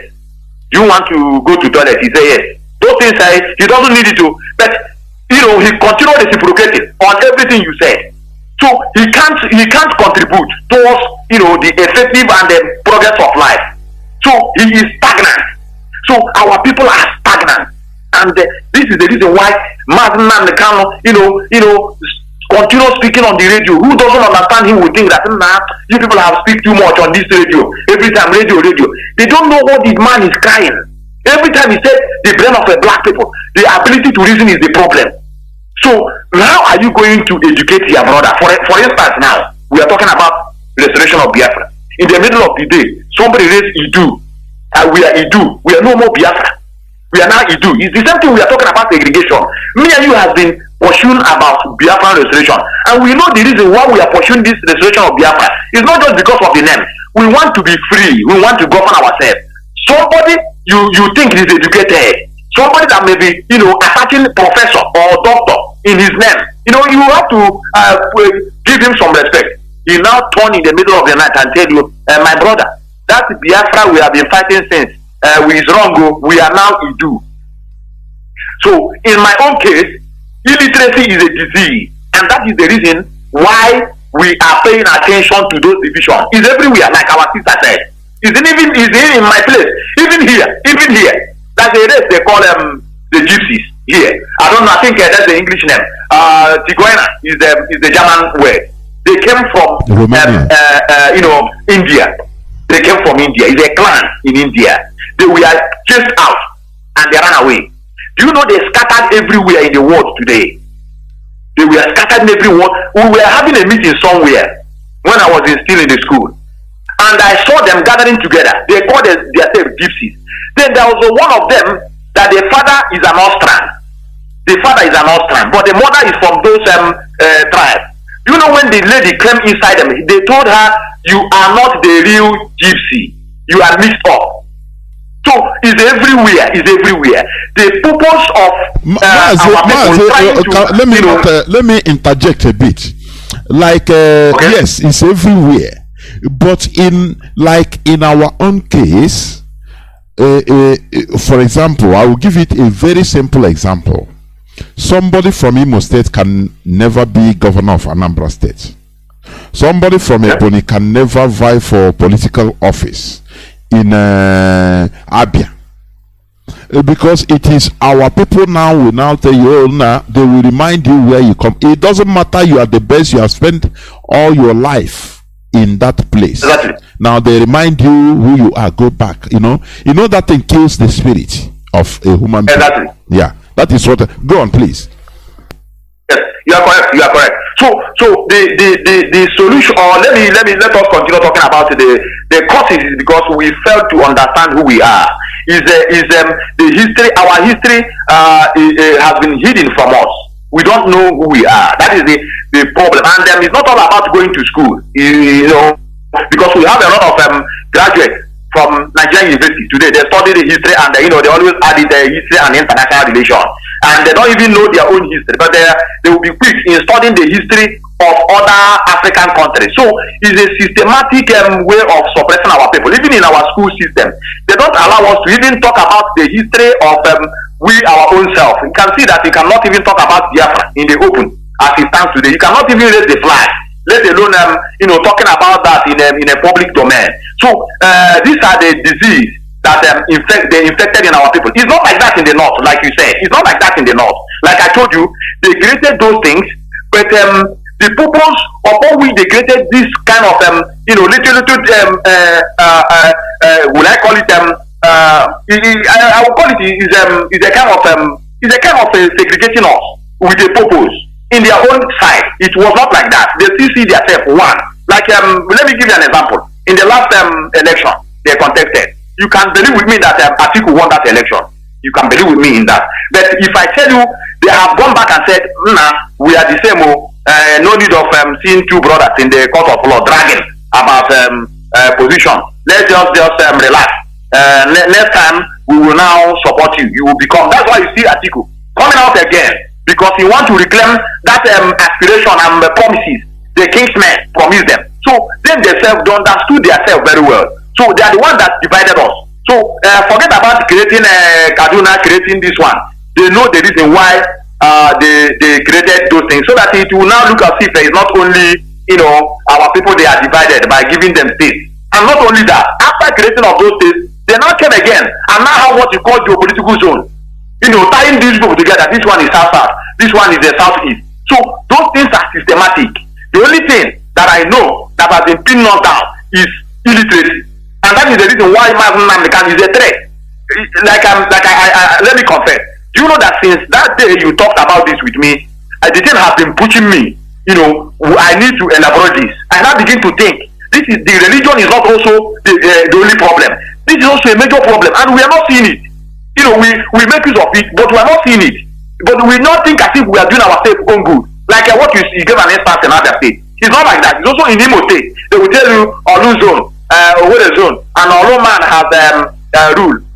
Let Owerri man govern this time around. And as they are doing it, they are now begin to bring development in their own place, forgetting that all of us are the same people. Before we were divided. I remember when Atiku was also governor of Imo State. You can see how he's bringing development in Olu zone. And the same thing now. People are crying about this Muslim ticket, Christian ticket. Had it been we are one, I tell you, those things will not come in. By telling you we are Muslim, we are Christians. These are a way of running away from the realities of life that in Nigeria we are not one. But coming to our own land. Let me just summarize. And while I wait for the second segment, in summary, IPOB and the Mazi Nnamdi Kanu is the solution towards this divide and rule tactics. I call it. It's a divide and rule tactics. We abuse the aim of a tribe and at the same time a clan. It's not a bad thing to have a clan, but we abuse it based on the name given to it by those that wanted to divide us. I rest my case here and I wait for second segment. If you also have a question, you can ask me of clarification. Yeah, Mazi, I have a question. Okay. I totally agree, Mazi Metu, with everything that have been said so far from each and every one of us. The question I'm asking, I would like to have an answer. I know you touched a little bit, you cannot do it. Who are these people implementing this clannish behavior in our own society? Because we all agree. Because when we just look at it this way, they created this state to divide us even more. It's not the whole truth. Because these states were not only created in our own region, they were created in other regions in Nigeria. The argument I'm making, or the question I'm asking is, why is it that our own people are the ones that are using this state creation against us? Because I have listened to you, Mazi Metu. I know you're I have an answer to that. No, yes, come on, my brother. Let me finish. Hold your thought. I know. I've listened to you, my brother. I know you're a science student. You're an engineer. So, but what I'm going to say, I know that if where we are, you and I are, even as an engineer, you must have taken psychology 101. So what I'm going to say is going to hinge on that, especially social psychology. The argument I'm making up here is that we cannot continue to exonerate ourselves even when we are the problem. Because there is something called conflict in life. When conflict happens, whether it's disaster, whether it's even a personal conflict, how you come out of that conflict depends on what you do, how you look at that conflict. If you see that conflict as a moment or a situation for you to emerge, to resolve that issue and emerge on the other side favorably, conflict becomes a good thing for you. But on the other hand, if you look at the same conflict Instead of trying to resolve that issue, solve that issue, and use it to build up for a better tomorrow, you sit down, you neglect it, you turn it inward, it becomes a negative thing against you. Why I'm using conflict as this is this. For example, when you have a natural disaster, maybe there was an earthquake, things happen, like even Japan, a couple of years ago, they had a tsunami that destroyed that place. I can guarantee you, if you see a place like Nigeria, this thing happen, that place would have been deserted by now. Nobody will be talking about them. But if you go to that place, that tsunami happened, it's a brand new society with modern things, even better than it was. It was a conflict, but they turned it forward instead of inward. So my argument, because we have to pinpoint that we are the ones doing this to ourselves. Yes, the states we are created, it doesn't matter the mindset of who created it, they want to divide us even more. Why are we allowing ourselves to be divided even more? That's my question. Thank you. Okay. Yes. I think after you, I will say something also. Go on. Okay. Our sister, yes, I did a little bit of psychology. I think they also have different school of psychology. Both studies of mental process and at the same time studies of the unconscious mind.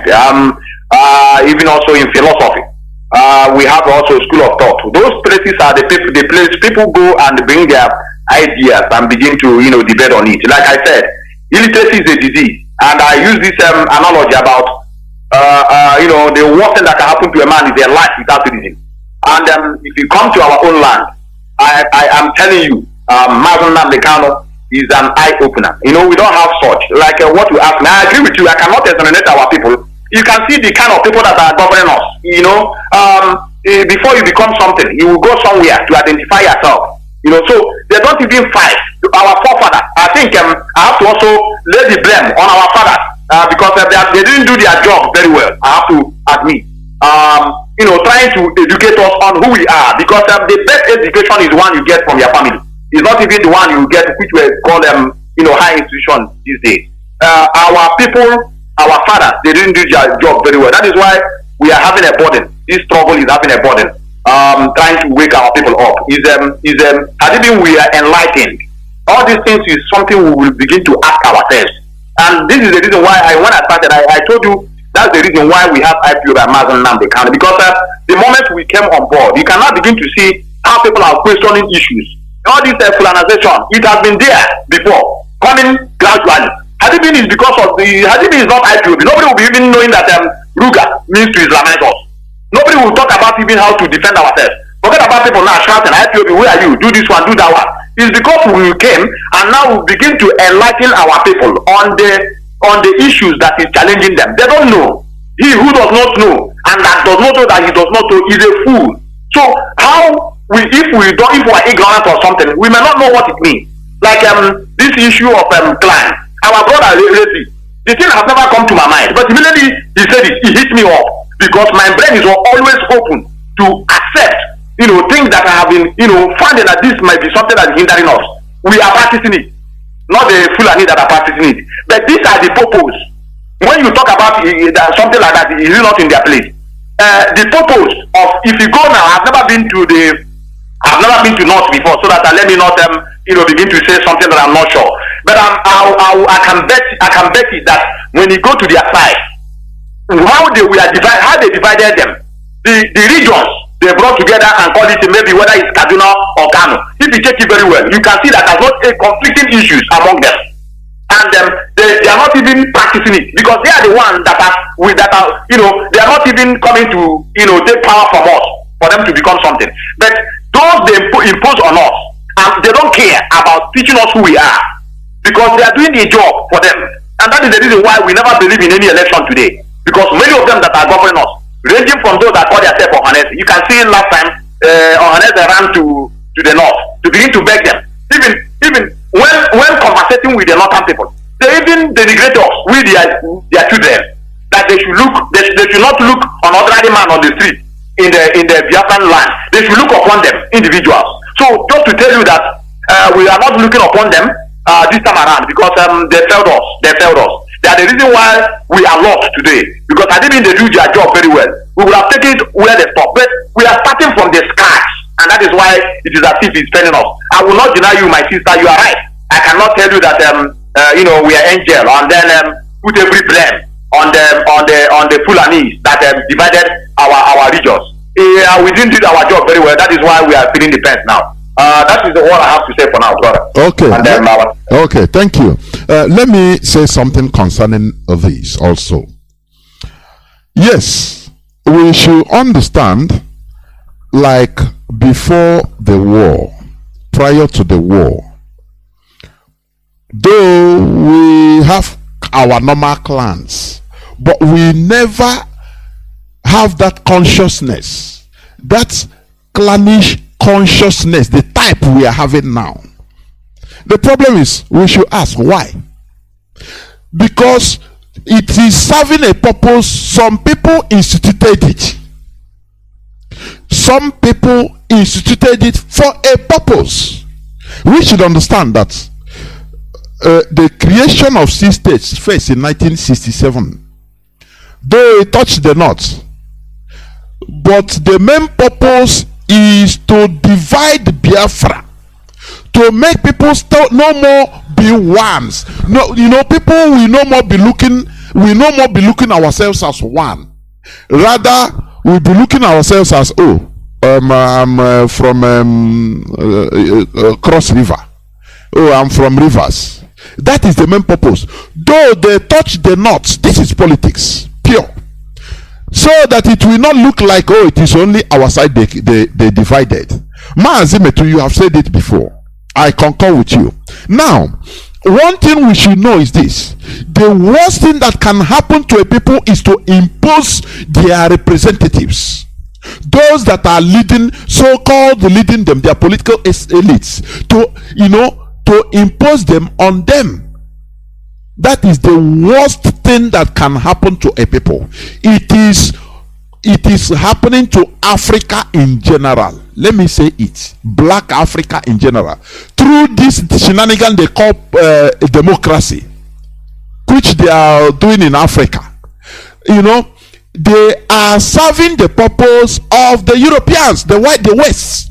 So that is why, number one, Africa is backwards generally. Now, in our own land, in Nigeria is British created. That is number one, serving the purpose of Britain. Benefits, number one beneficiary is the British. That is number one. Now, when they come to our land, in Biafra land, we see the so-called political representatives in our land are imposed. If they are not imposed, if we bring our own, for example, they will go and corrupt the person. The person will first of all go and pay allegiance to Sokoto Caliphate first. That is I said, take it from here today. It is the worst thing that will happen to a people. Now, in that case, once they go, the foreigner will start telling them that, look, we impose on them that make sure that it is only you play your own lane. Your lane is only Imo. Do you understand? Do not allow Anambra person to come to your side. That consciousness, because consciousness arises more when it enters into politics, national politics. They put our disintegration, they put our division as number one priority in Nigerian politics. If you don't know it today as you are listening to me. Our disintegrate, our division, dividing into pieces. Division, not only Imo, for Olo, not only Olo. Now, this thing is the number one priority of Nigeria today. That is it. Because in order to disintegrate us more and more, now they raise this awareness, clannish awareness. There is no other way they can do it than to bring this awareness. I could remember one time in the House of Senate, Okorocha, there was something he was talking about, trying to defend some part of one part in something in a region in South, I think in Iguacha or something like that. Do you see the way they shouted him down? I watched that video and I watch it. I say, my goodness me, the way these people say, don't go there. That is not They have people that represent them. So these are the masters talking. They don't want you to go there. And that thing also makes people watching that episode, the whole Nigeria, the whole people, you see the person, maybe it's an Igbo, but it's in Ikwere. They will say, no, this man, you see, he want to encroach in our own side. So we are Ikwere, we are not Igbo. Do you see what they want to achieve? You know, the division, what they put in Biafra land, what they want to destroy, or the destruction of Biafra, which is their top priority till today. It is the reason why, even if they are destroying the whole of Nigeria, it doesn't matter to them. That is it. It doesn't matter to them as long as Biafra is being destroyed alongside. The other day I said that the hatred of Igbo man in Nigeria is used as a blind spot by the caliphate in order to continue, fulfilling their agenda in the whole of Nigeria indigenous population. Any person that wants to watch and say, what the Fulani are killing, they will say, no.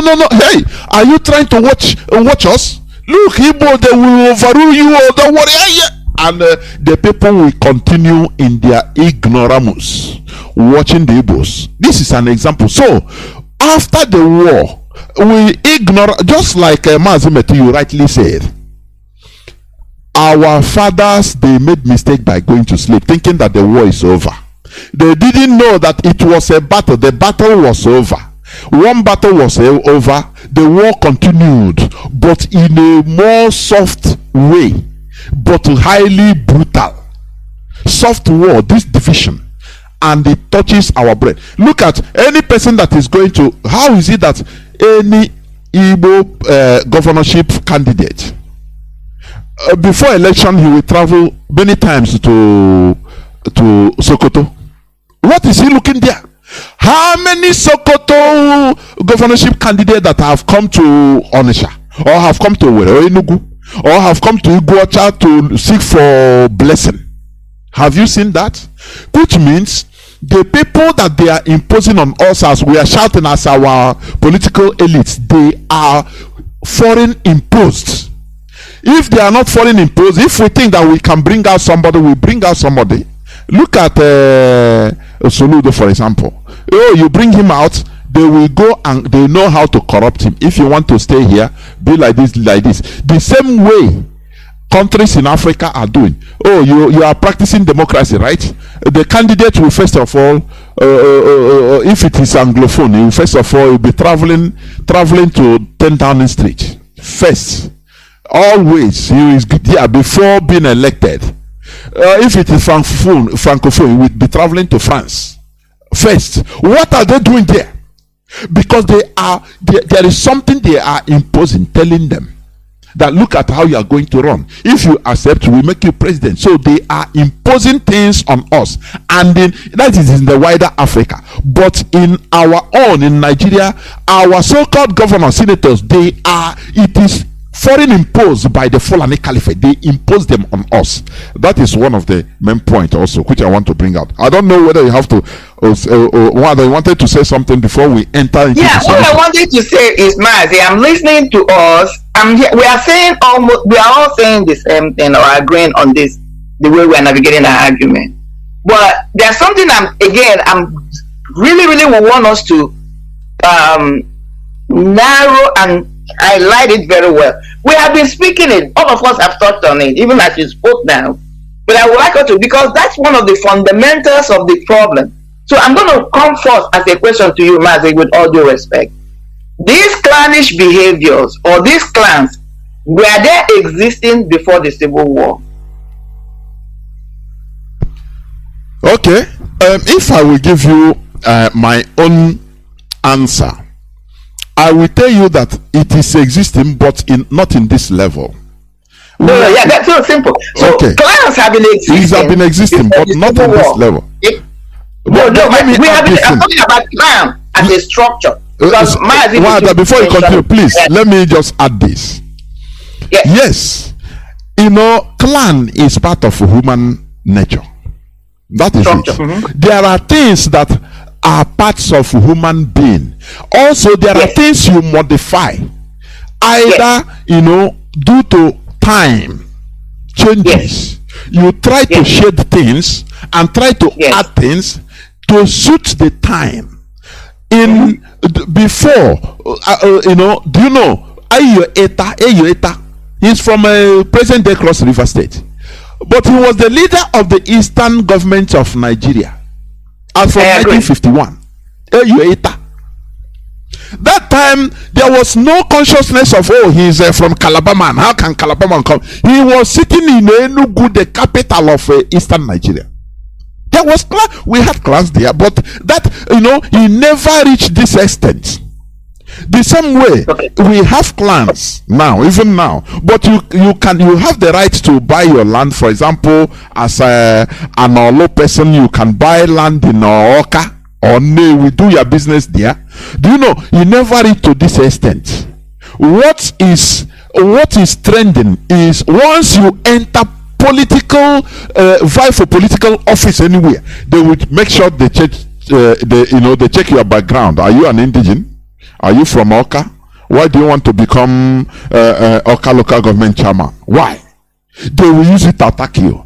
That consciousness was not there at that time before, but somebody rose this consciousness for a purpose, and the purpose is what we are witnessing today, so that we'll be politically killing ourselves. No person will not progress. Go on, one other, please. I agree, but again, there's something I'm trying to bring out. Before the war, we all had clans. And let me borrow your word right now. Consciously, we were not using it to live as a society in a destructive way. Rather, we used it to live as a society in a construction of building up the society. Like an example I pointed out, if I'm wrong, please correct me. Before the Civil War, our people were collectively coming together to support somebody they see or they saw any kind of potential in that person. That's collectivism, and they were not going into class. It doesn't matter. It could be from another village, and that community will come together and promote that individual. So what I'm trying to get at is because we are trying to get to the root cause. When did they start? What happened? Just like in Achebe said, things fall apart. When did they fall apart? What created it? I'm still going back to the war issue, even before the creation of state. I agree the creation of state widened the gap, but it all started because even recent, not too long ago, somebody like Buhari made a state. I believe it was Buhari that made a state, or Gowon. I think it was Gowon that made a state that if I have found this unique, I'm going to call it unique quality or character of an Igbo man, I wouldn't have invested so much money buying weaponry to fight them. I would have used them against themselves, and that would have cost me less. That's the root cause of our problem, Mazi. Because what happened that before the Civil War, we were working as a unit, even though we had clans, even though we are conscious of our clanism, but we did not use it against us. Rather, it was a building block for us. We saw us that when we help the community we are in, when we build our community, we are building everybody. It was not individualistic. We were not individualistic in our behaviors. Something happened during the war because of the stress of the war, what we went through, the trauma. People began to work individually. Even this thing that is happening today, where people will go and point at one another to be sold or to be killed, it started during the war. These are stories I had, and they were real. Because they wanted to be relevant, or they wanted to be recognized, or they wanted to be part of the ruling, whatever the entity, or they wanted not to go to the military. I'm talking about Biafran land. They didn't want to go to the military, so they sell out their neighbors. Even you have a little dispute with one another, you go and tell that person at a Sobotua, or you will go and you are angry at your neighbor, you go and pinpoint the son so that they will go to what they killed them. It all started because it was the stress. When you are going through stress, I use the word stress, but in a heavy way, a lot of the animalistic behavior of human being will come out. This is where we begin to have this individualistic behavior, where everybody wanted to survive because it became survival of the fittest. That's where you have saboteurs. They began to come in. And what happened? At the end of the war, the society watched and realized or found out that those who went against the collective struggle of the people were rewarded. And those who stand in the trenches were relegated. Of course, Nigerian government did that to divide us. But that's when it began. So people began to realize that, you know, I really don't have to come in and fight a common war with everybody. I can fend for myself. I can fend for my family. I can fend for my clan. It started as a seed. Where we are now is a giant iroko tree. That's why we are seeing the fruit is bearing. It didn't just start with the, because even with the creation of state, our people, some of our people, the so-called elite, we are part of it. They advocated for it. So that was why I asked the question. Yes, the creation of state did this, but states were created from the mindset of these our so-called enemies, the Northerners. Their intention might be to divide us, but the implementation of this division is all that are doing it, which is what we must call out so that we can make the amends and move forward. Because other people were divided too. I'm not saying they don't have anything against us. That's when it started. Even the, let me tell you, man, this is my theory. I may be wrong. Thank God for what Mazi Hamadike has done so far. This umbrella called Biafra Move Project. And there's a reason why. I don't know him. I have not met him. I've never spoken to him in my life. But I have paid attention to his speeches. I have paid attention to his behavior. People have been clamoring. Give us order. Give us weapon. Mazi, this is my own deduction. May I be wrong? Mazi Hamadike knows why he continued to pound the message through Radio Biafra. What you all are doing.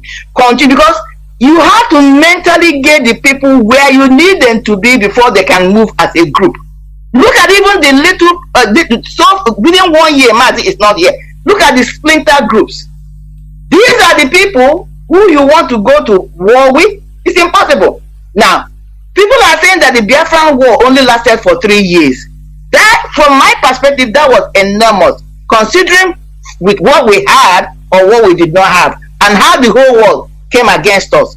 We were able to survive those 3 years because we fought as one people, irrespective of the some of those who became saboteurs. We saw ourselves as one people. We did not fight that war clan by clan. Mazi, I'm telling you, despite this thing Mazi has been doing or started under this umbrella of Biafran project, and I believe that is why he continued to propagate the message until mentally, psychologically, philosophically we are there. If we should go to war today, it wouldn't even last 6 months. Because look at just the project we have, trying to organize ourselves. You have autopiloters, you have Idu, you have this, that. We can't even agree. Because now, we don't understand that we have to fight as one front. We are looking at ourselves as individuals. What can I benefit? Not what I can do for the society, as a society or as a community to succeed. We are fighting individual war, which our enemies have found out during the war. They discovered that we had these tendencies. Even though we were not practicing it then, they were able to pull it up and get back to it. That is where I'm going. Because we have to deal with it, and because some of these people that even look at this this thing that happened in our mama, this happening as it may be. Tell me why it should be only people from Oru, if I thought it's only people from all the people from Oru that are protesting. This thing should have been an outrage where everybody in Biafran land, whether you're a youth, whether you're a mother, because women gave birth to these children. Where are our mothers who go to dance for Okuzodema? Where are they? It's their children that are being killed. But they don't see those children as their own because it has not directly impacted them. We're speaking about clanism. Take it to any level, to whatever level you see it manifesting. Because before, when we were working as one, we had something called about Biafran women protest or riot, whatever you call it. It was not Igbo people alone. It was not just Igbo people alone. It was all the units we are calling Biafra today. They saw that injustice to one is injustice to all. But today we don't see ourselves that way. Because this thing that happened in our mama should have risen male and female, old and young, mother and men and come out to protest. But people are quiet. Some people are quiet and they kind of withdrawn, like it's not my child. These are the issues we are dealing with, and we must come correct it. And that's what Biafra is bringing to us, the project. And that is why we must continue to fight and fend off these fools, psychologically and mentally, that have refused to make that U-turn 180 degrees and understand that we can only fight as a unit and succeed, that this monster that has been unleashed on us must be put back in the box. That's what I'm going to say for now, Mazi.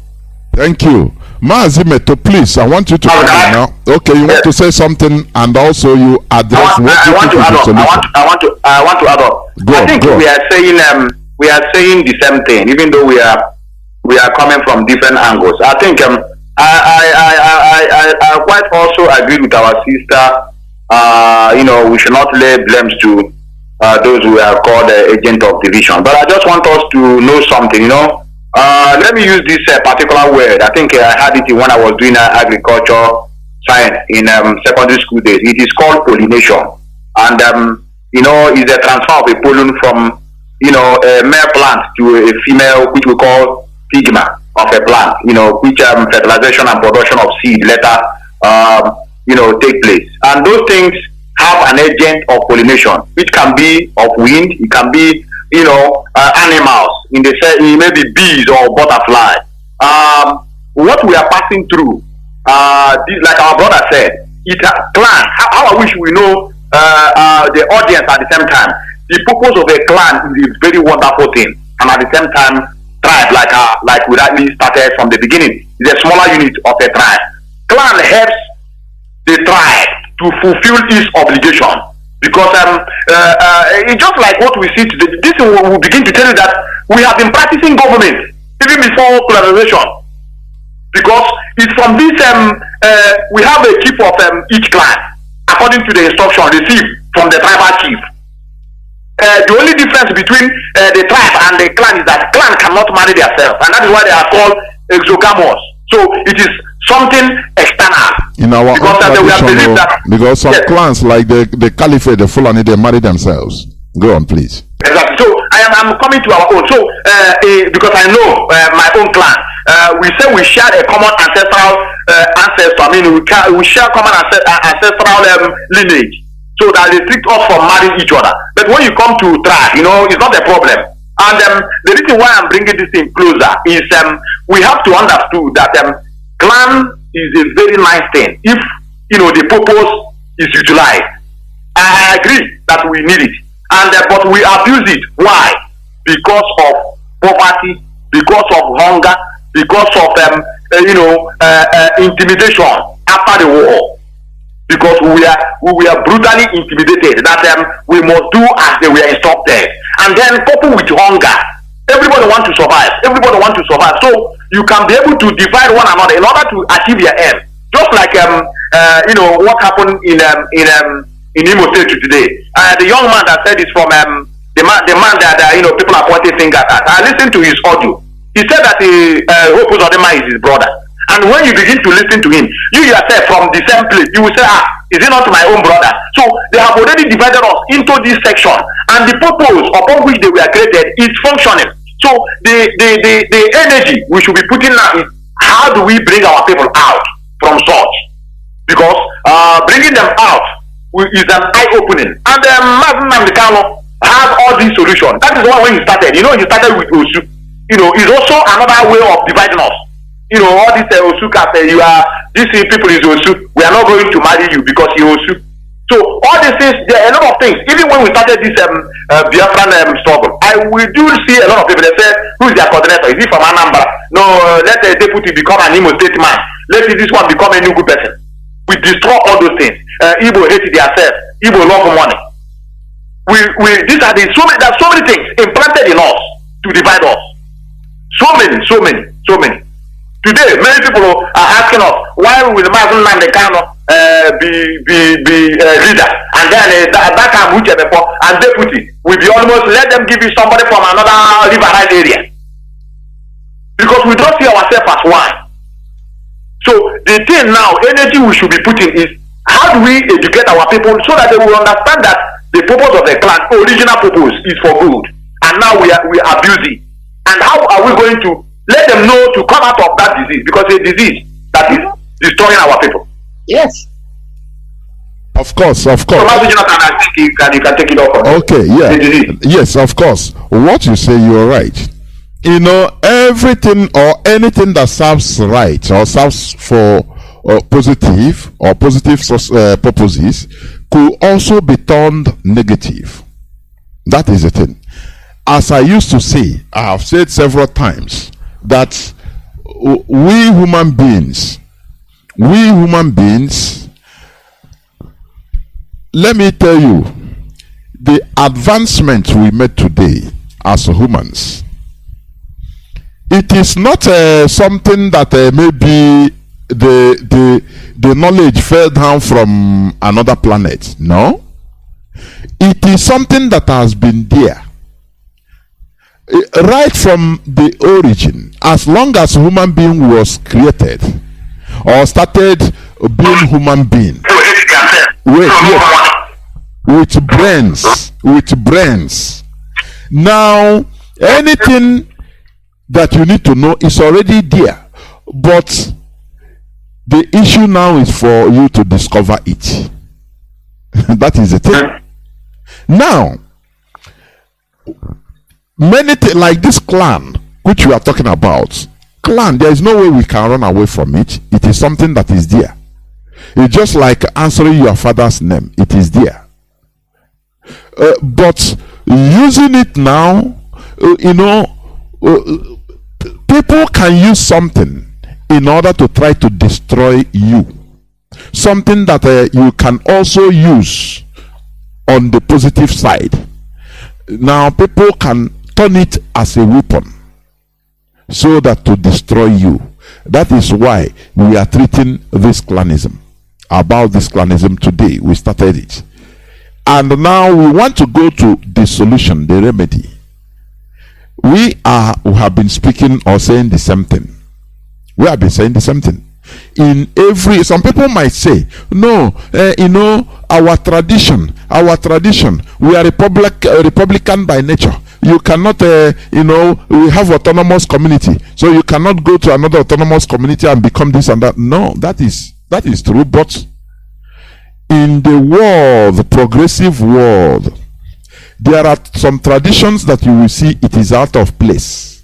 Now you try to do what? To shade it or modify it, modification for your advantage, and you continue moving. If you see something that is good from other traditions also, even foreign tradition, now you try to imbibe it and continue. That is how human beings have been going on. We shouldn't stay one place as stagnant and say, no, this is how we do it and this is how this and that. As I said before the war, there have been clans. We can't deny it. That is who we are. But the political consciousness of using clan or political consciousness of clanism has not been there. It was arose after the war in order to be used as a weapon. First of all, division of states or creation of states, though in every part of Nigeria, but they have a purpose of doing it to destroy us. The same way before independence, they set up Willings Commission on the rights of minority, Willings Minority Commission. They continue hammering minority in Biafra land right from time. Many people now thought, because that is political consciousness, they arose. It goes through the media, it goes through the structure of the leadership, political leadership that is in place. Now once they continue hammering minority, people now think about minority as only in Biafra land. When they talk about minority tribe, they talk about Biafra land. But later the people know that there are more tribes in the north more than in the south, on the whole of south. But when you talk about many tribes, where there are many tribes, people only think of Biafra land.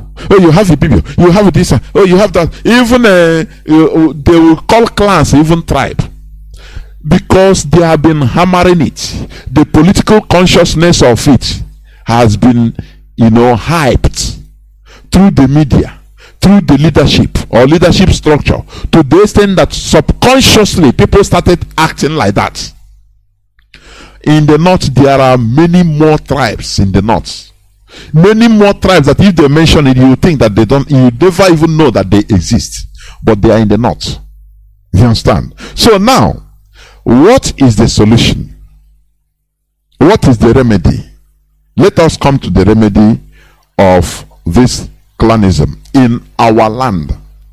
Because of the political structure or the leadership or how things were, they were able to eradicate or almost eradicate this in the north. Because clanization or clanism in the north didn't serve their is not serving any positive purpose for the creators of Nigeria. So they have to bring it to Biafra land in order to destroy us. Whereas in the north, they made sure that a person from Borno State, as long as he's living in Kaduna, can become a governor or a politician in Kaduna. Whereas all these type of things cannot happen in our land. Now, what is the solution, the remedy to this? Please, and I think Mazi, you can go on from there. The solution. Now we come to the solution. Yes. The solution is, I know it may be sound easy by saying, but it's a very hard task. It's an enlightenment. And I think if somebody eats, they were talking about reading and acquiring knowledge. Hunger is in our land as we are speaking. Hunger is a big factor. They used to tie our people down. And the educational system there is not something to write home about. You can see that somebody will study history in their school and he cannot even say the history of his own community, but he's a historian. And you ask yourself, how do they manage to finish up there? Like as me and you speaking, over getting to a year now, they're on strike. And when they open, the lecturer will just ask them money for handouts. They will pay and they will pass them. So the challenges is very, very hard. They're very hard. I think I will not shy away of saying it. Many of us even realize that the assertion they told us that Mungo Park discovered River Niger. Many of us carry that up to our old age. Is now we begin to reason as how can a river in our backyard, somebody, a white man, come from somewhere and discover. The same thing we were talking about religion. We have a way of life before the missionaries came, and today your own brother may even sue you to court, for embracing your own way of life and pushing away the other one, which we are slaughtered for us to become. So let us continue enlightening our people with facts and evidence and hoping, because sometimes it's hard. Just like Nnamdi Kanu, if you have never followed him from the onset, you would think he's arrogant the way he preaches gospel, because that's the way you continue preaching to people like this. You yourself, you will have a tendency of running mad, because in your own eyes, it's very easy for people to see. The handwriting is everywhere. Just like they told us the purpose of creating state is to bring development in our communities. And today now, you can see that our communities are nothing to write home about. There's no drinking water, there's no electricity. But still, people who can swear to defend it. I was watching one pastor, he brought one guy out and asked him, where are you from? I think even his name, everyone his name is, sounding every name, even the first name, everything, the village. But they asked him, are you an Igbo? He said no. Where are you? He said he's from South. How are you going to educate such person? We have a lot of them in our society. We have a lot of them, especially at this time they know that we want to enlighten them, to bring them out. Many of the politicians bought handsets and at the same time be recharging them. Go on the Facebook, begin to attack them, begin to curse them. And many of us don't understand, and they bear our names. Many people that are doing this, and many of them even bear our names, and you yourself that is teaching will get frustrated. So the solution is for us to keep on hammering, notwithstanding the challenges that we'll be getting, notwithstanding the response we get from our people. And we cannot even shine away by admitting first that yes, it's our fault. Because one thing is accept that we are in a mess. Because if you cannot accept your fault, if you cannot accept the challenges and also absorb it as part of your problem, you can't bring the solution. So we have assumed that we have failed to do the things we're supposed to do. Our fathers have failed to educate us to this extent. At least this one is not by acquiring knowledge in the higher institution. This is common sense.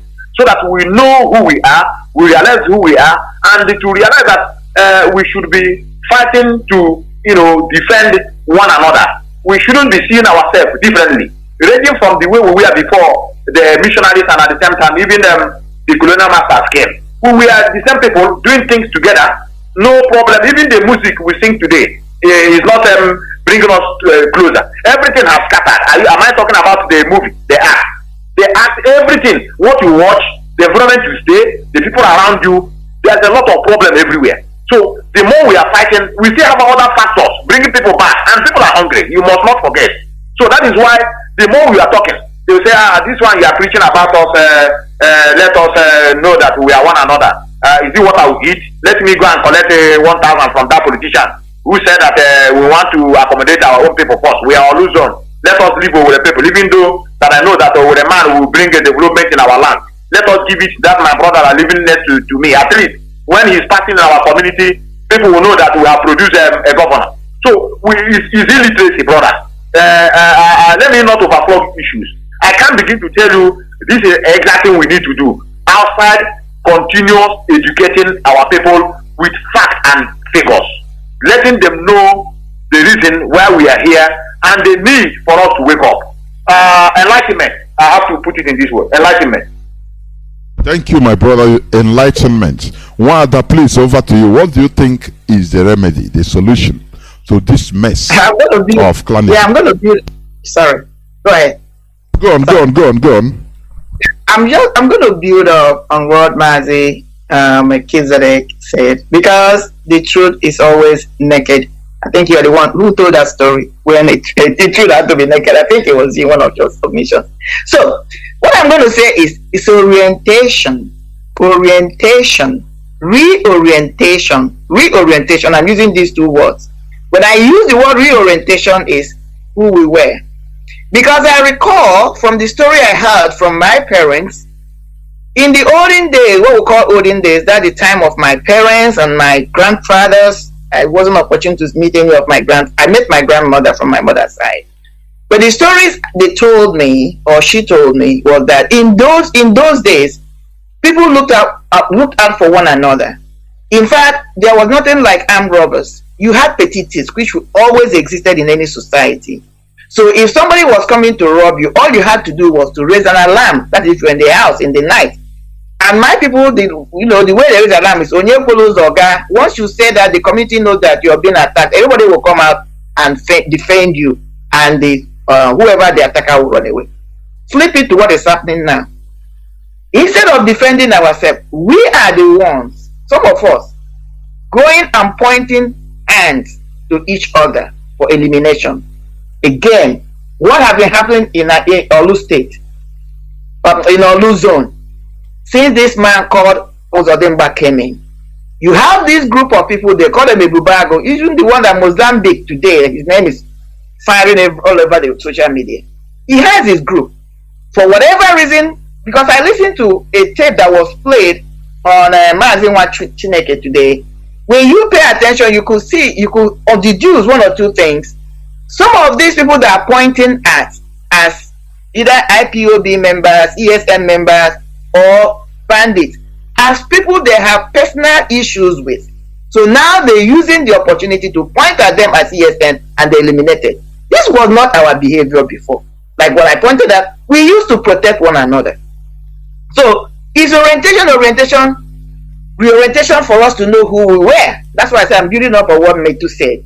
And orientation to understand that A closed-up society, where you have your mind closed up and you don't allow new things that will improve your life or quality of your life to come in, you are like a stagnant water. It's a matter of time that water will start smelling, will evaporate, and dry up. And we don't want to get there.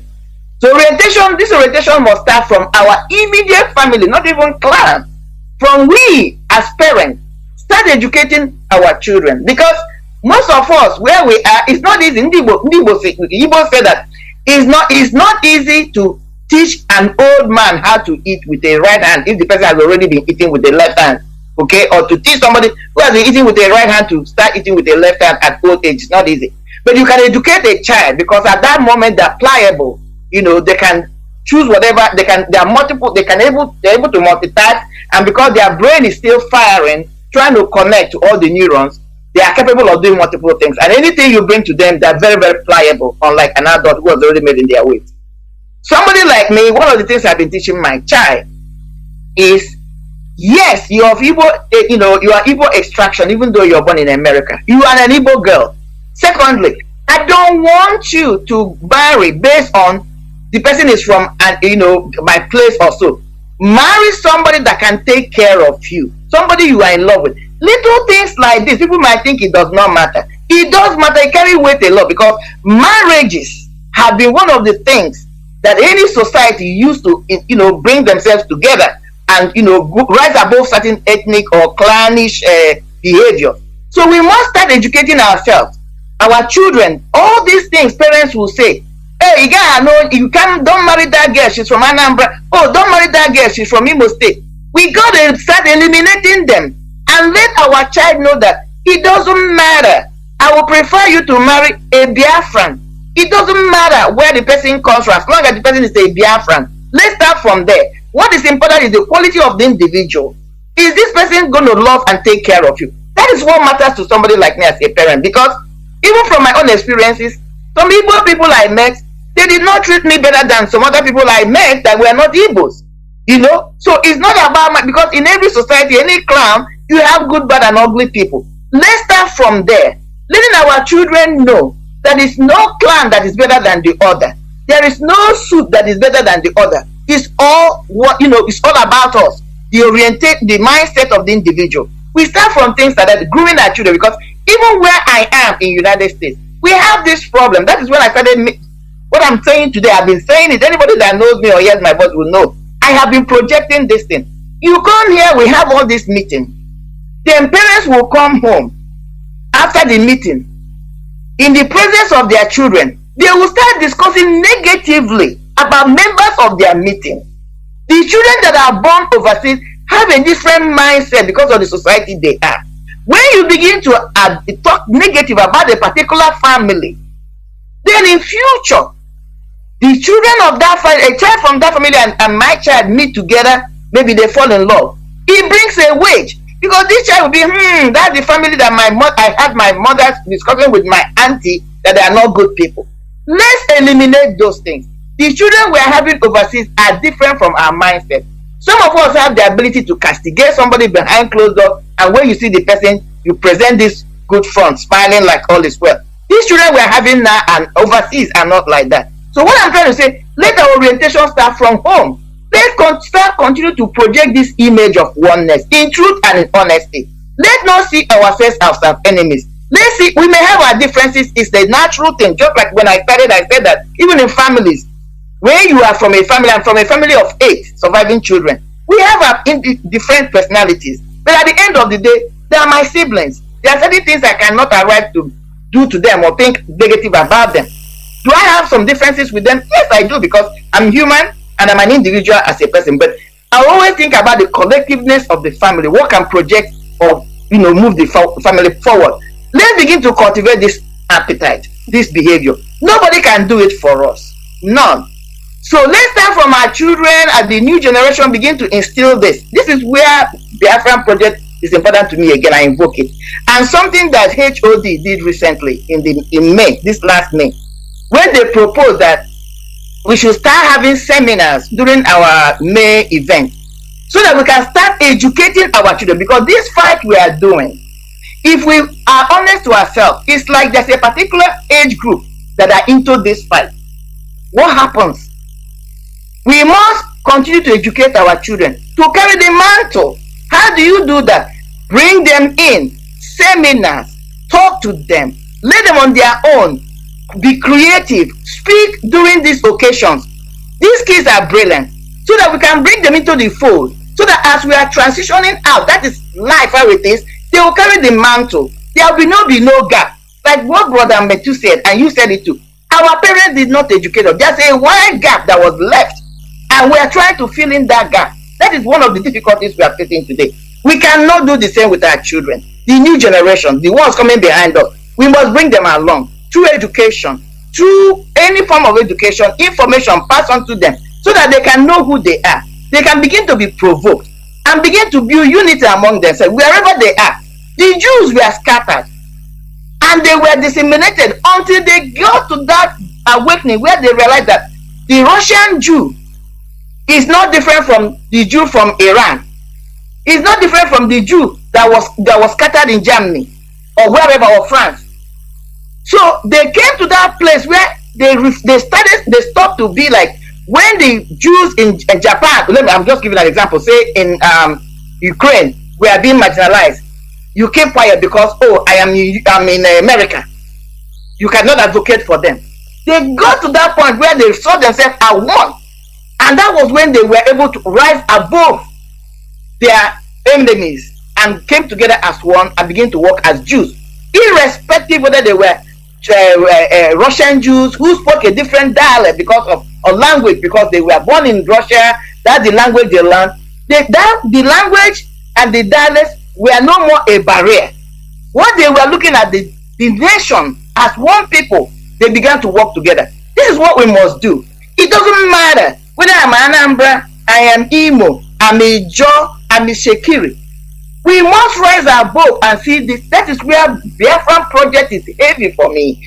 That's why it's a religion, because the two things that can effectively divide people and mess them up is religion and tribalism or clanism, as we are treating clanism today. These two things are like opioid of life because they're personal. They deal with our emotions. So we must begin to arise above them. But how? Education, seminars, as we continue to talk on Radio Biafra in the things we do, not just the things we say. When you see yourselves, acknowledge yourselves as one people and treat us as one people. And then because I'm going to interject this. I know there are people that even when you try to bring them home or bring them in as one, they will mess you up. I've been there. I've been experienced that. But that should not stop you from continuing your crusade if you truly believe in it. That's one of the things Biafra has come to give us, and that is why we must support Biafra. I will yield for now. We shall go into a few minutes break, but before we do that, please, I want to also add this and make this reiteration. What you people have said about the solution, enlightenment, education. You know, when we talk about education, the informal education we receive at home is the most powerful, because as a grown-up you start living the legacy of your parents, what your father told you, the way he acted, what he have been telling you, and what your mother have been telling you, the way you have been educated right from beginning, because that is what is your foundation. The formal education we have in Nigeria, we Biafrans, we don't have authority over it because the caliphate is at the helms of affairs in Nigeria. So the formal education, we try our best, but until Biafra comes. But the only thing is this informal education. This is one of the most effective weapons used by the Jews in order to keep their generations towards the same goal. Let me tell you, in every persecution, in anything, the Jews have been educating their children, their young ones, that look, no matter that you are from Austro-Hungarian, you are born here, you remember first you are a Jew. Do you understand? That is basically what he tells your child. That thing you tell your child at tender age, he grew up with, he will never depart from it. A time will come, he will start acting on it.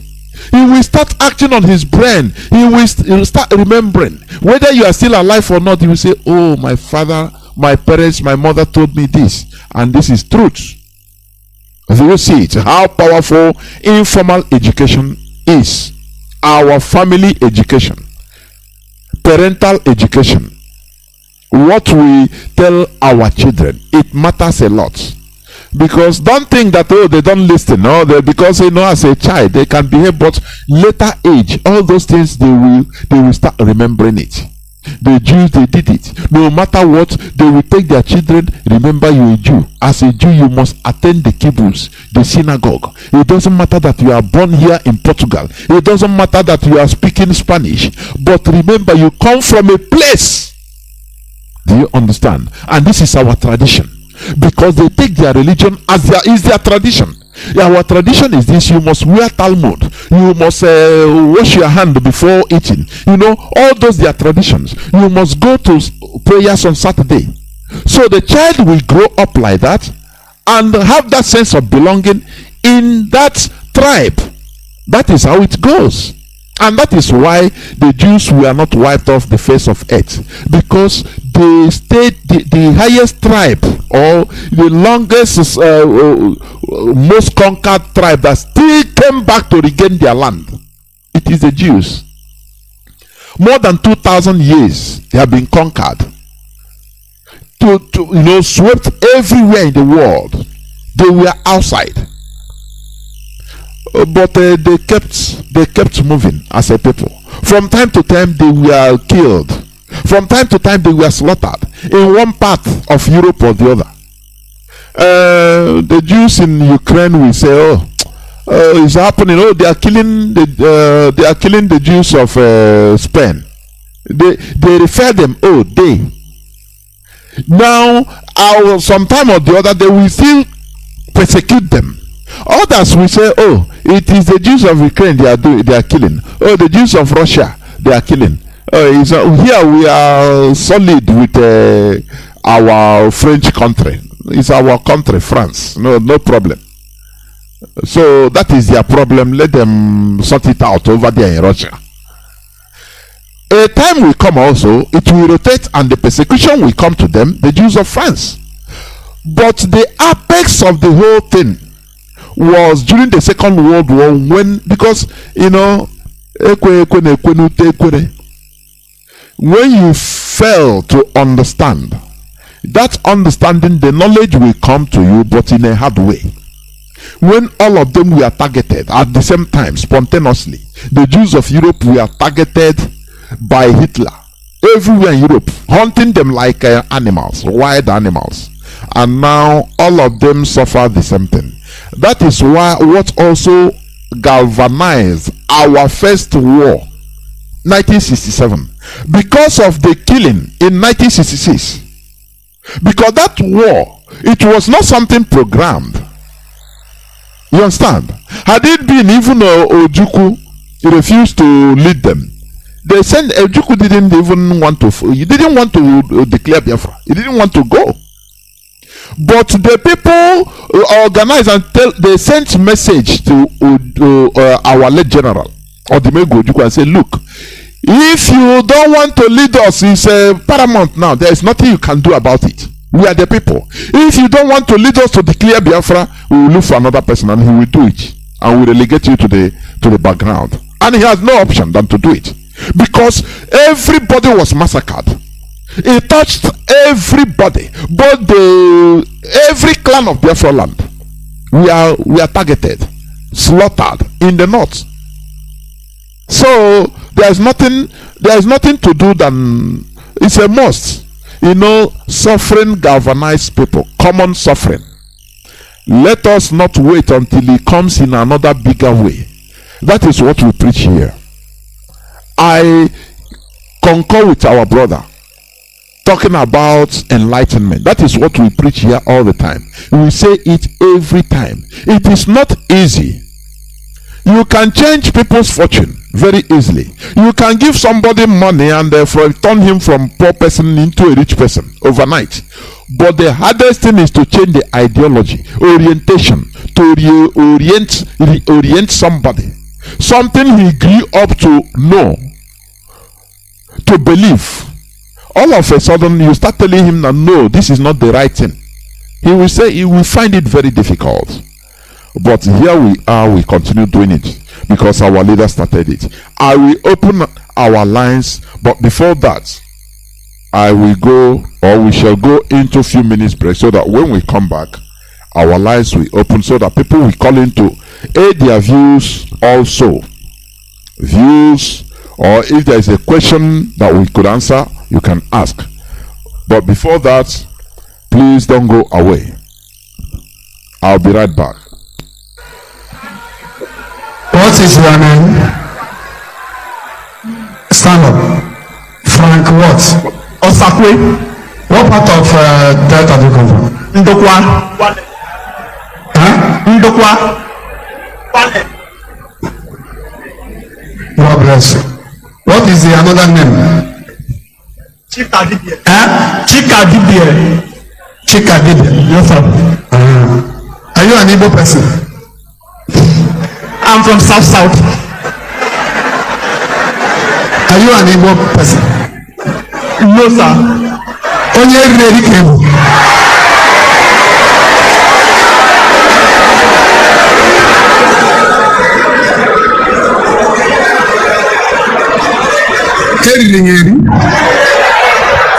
You say your son name is what? Osakwe. Your Igbo name is what?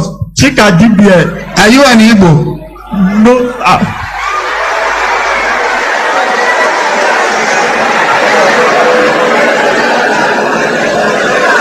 Praise God.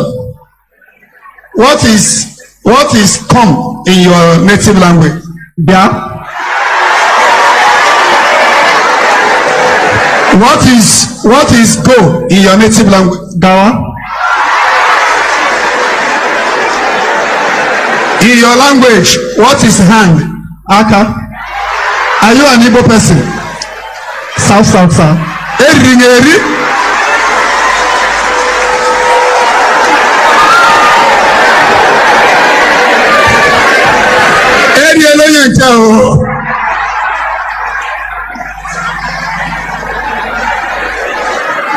Amen and amen. Wait. In your native language, they have 4 market days, right? Can you mention the 4 market days? Eke, Nkwo, Orie, and Afo.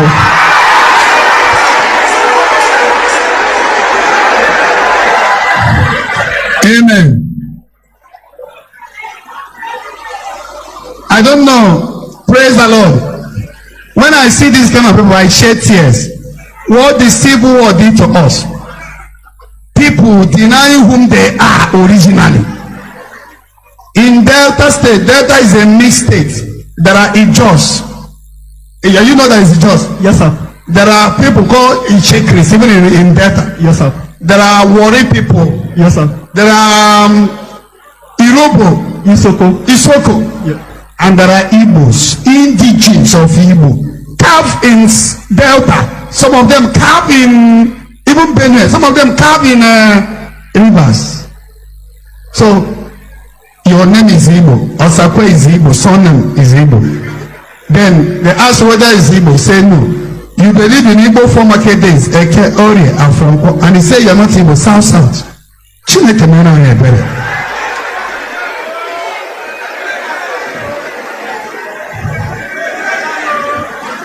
Go and tell your people, Delta North, which is Asaba, Ibuzo, Ogbashuku, Iseluku, Ubuluku, Opanam. These are complete Igbo people carved in Delta. That they carve you in Southside does not mean there are some Ijo people that are in rivers. Some Ijo are also in Delta. Does it make them that they are not the same people? I hope you are being connected today. Eh? Yes, sir. And next time, if somebody asks your name, mention Chikadibia, not Frank. Frank should be silent. Even though Frank is the one, because that is one you will recognize. That's why the Holy Ghost mentioned Frank. And if the man of God prophesy, Frank, you have husband, right? Yes, sir. And you better have husband. Yes, sir. And because the prophecy came and we pray again, that's why you survive. Or less, it will have led to your death. Are you hearing me? It is painful when some people don't know their roots, whom you are. After the civil war, many try to deny whom they are in order to fit in the society. You speak Igbo. The same thing you call Bia is my language. Your name, everything is the same. And you say you are not. You are South-South. In geographic map in the whole world, there's nothing like South-South. And the South-South is recently they gave you South-South. Do you know South-South has not been there? Yes, sir. South-South, South-East is just recent. So tomorrow they may give you another name and you answer.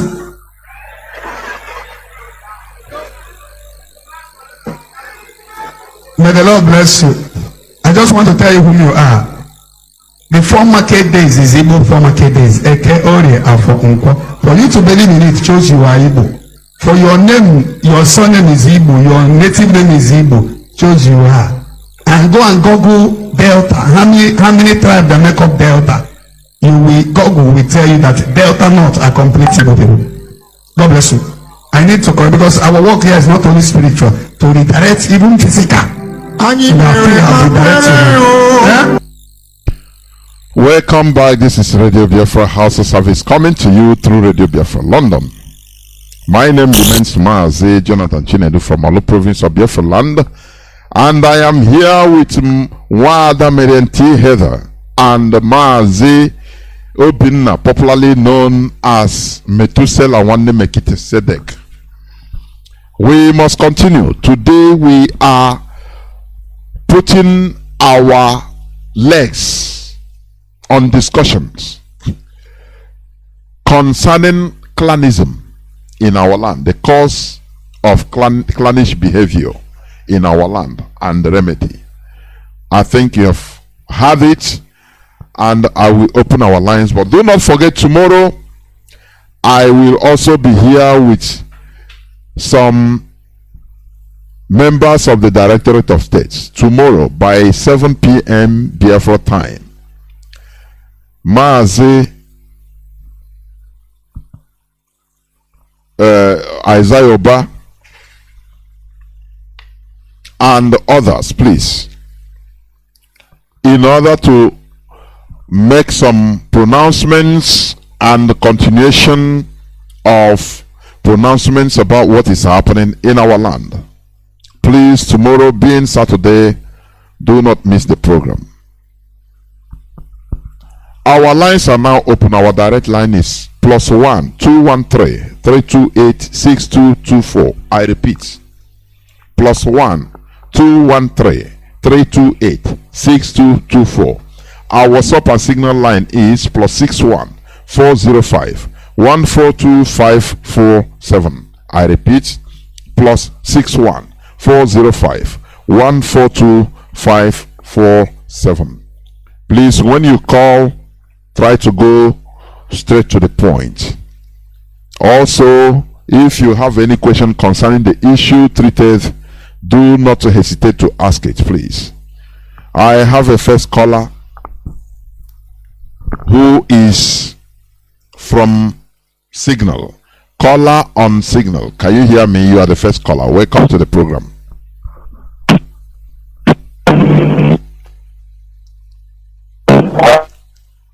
Caller on Signal. Are you there? What is happening? Why? Caller on Signal once again. Can you hear me? It seems you are having some no.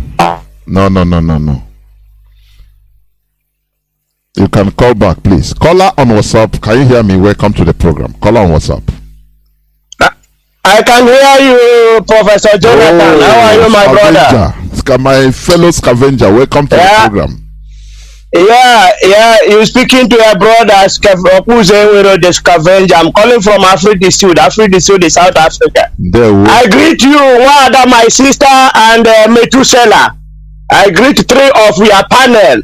Mazi, to tell you honestly, what you talk today, we heard what you talk, and we agreed. And all that you told us today is exactly what is happening in our land. And the one you educate us about Clalish, what Clalish have done to us, and how we have hijacked it and even use it to abuse ourselves and use it to kill ourselves. So I agree with our brother Methuselah that is enlightenment. That is the only way to go now. Because to me, as we are going into the enlightenment, we must take it as that we all have sinned and short glory of God. That is what we're gonna say here. That we all have sinned and come short of our culture and everything. And that is where the enlightenment is gonna start from, anywhere from grassroots to the top. Because I can't even tell you that somebody who graduated in the University of California or Oxford University, if you bring him to Biafra land now, you don't know exactly what his clan is all about. Because he didn't even know it before he left Nigeria and go to that United States to study. So we must all of us take off our clothes, take off our suit, take off even our qualification and everything, and start from afresh, so that the enlightenment can start from the bottom to the top.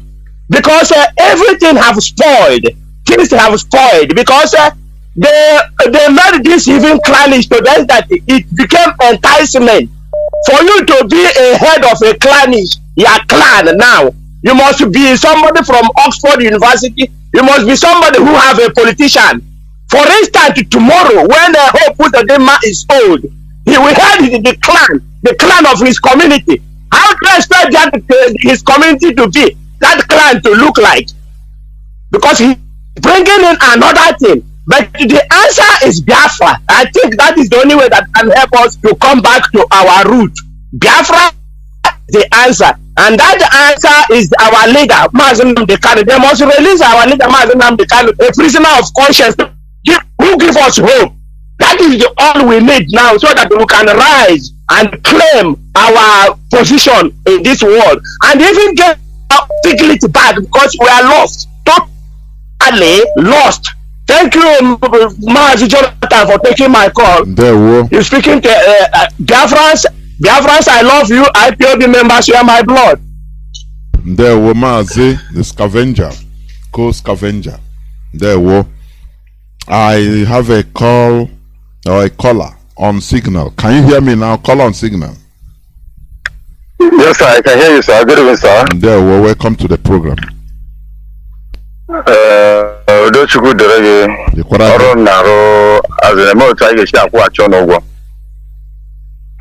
My contribution in this topic is that we should not forget that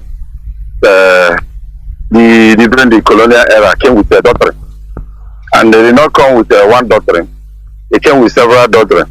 And also this Zik, when he came back from Lagos after they failed him from that politics, he came and removed this what they call him Etainya or something like that.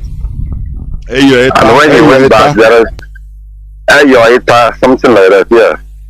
So when he went back, he told his people that they removed him. So that sectionalism and tribalism and all of this, they started playing into our mind. And if you watch this present day politics, just like the answer that just passed, when they tried everything to divide everybody without thing, they went into religion and went into tribalism. That Igbos, we are destroying Yoruba properties. So all those things have been the tools which the British installed in us. And just like during the Bible days, when sin came into Adam and Eve, And that thing wasn't murder. But when they gave birth to Cain and Abel, they now bring in murder, which one of them killed one each other. One could have been a seed that have been sowed in us, but as the time progresses, it now germinates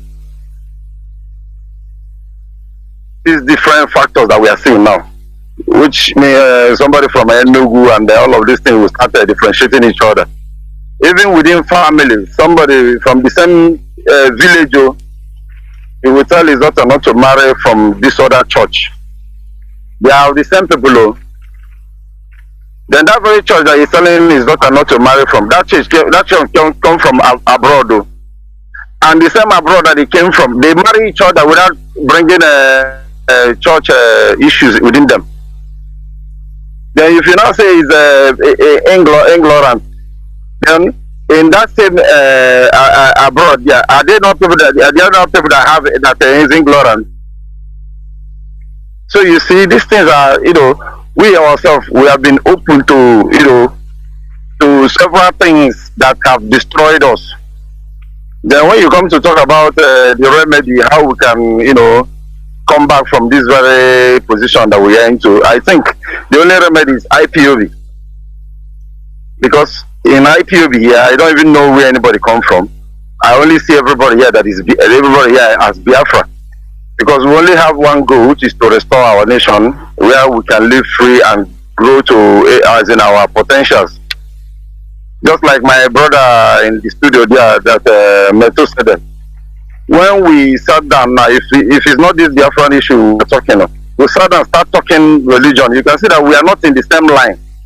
But all those things are being relegated on the background.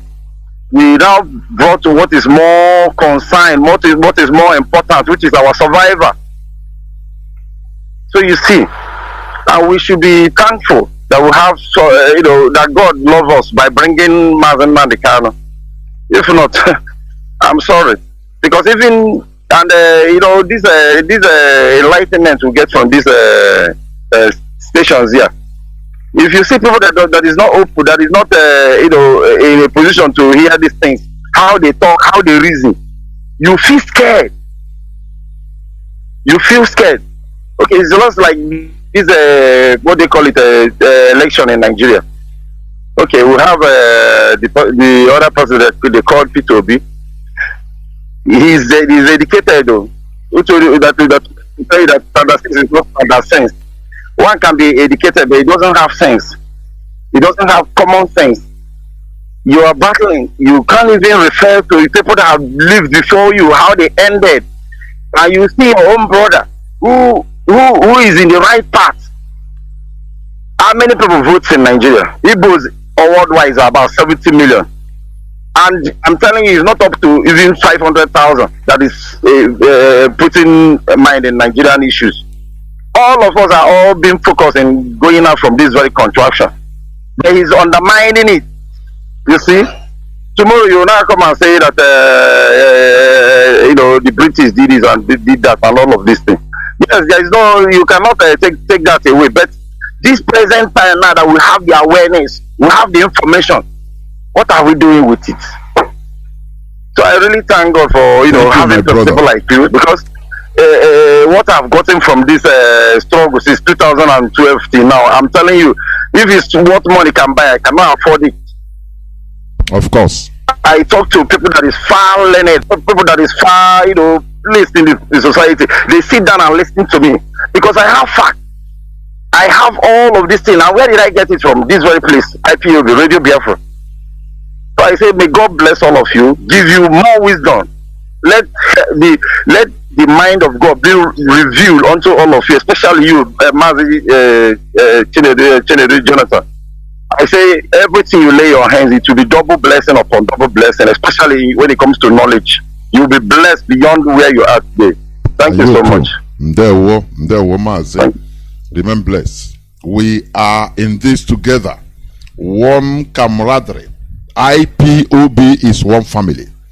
And that is how we move. Caller on WhatsApp, welcome to the program. Can you hear me? Callers on direct line, showering, calling, flooding, but once okay, let me pick caller on WhatsApp. Hold on, let me try to pick call on direct line. Caller on direct line, can you hear me? Welcome to the program. I'm hearing you. Mazi, Welito Lugi Biko in Honora. I'm hearing you. Go on, please. Go on, please. You're on air. Please, I'm not alone. I'm thanking all of you, please. You people are doing wonderful. Please, what I want to say, I just want to go straight to the point. As you go on, the whole world is hearing you. Go on. The issue of division, I strongly believe that the Fulani Coalition, or if I may say, Nigerian government, they started it from the beginning, step by step. What we are experiencing today is the effect of the creation. That first creation of food is number one first. That is the tool for the reason, or I may even call it a tool for extinction. They started the creation to divide us. The effect of that division keep on going and going and going until today he has entered into our house. They now introduce another tool, which is a democratic party system, which will now use the so-called election to create the war. They now enter into the villages and create different wars, creating democratic party. In a house, the husband and the wife might be in a different party. And when they are in different parties, they are now soliciting for the party and no longer for the interest of the people. And this party system was put there to use a small group of people to control the rest of the people. And that is why the Nigerian government is conducting what is called union associations. Now, see what is happening in university system today. They have unions they are being using to control the rest of the people. By executive members, they will put their stooges into the executive member, and they have been using the money to strike after strike.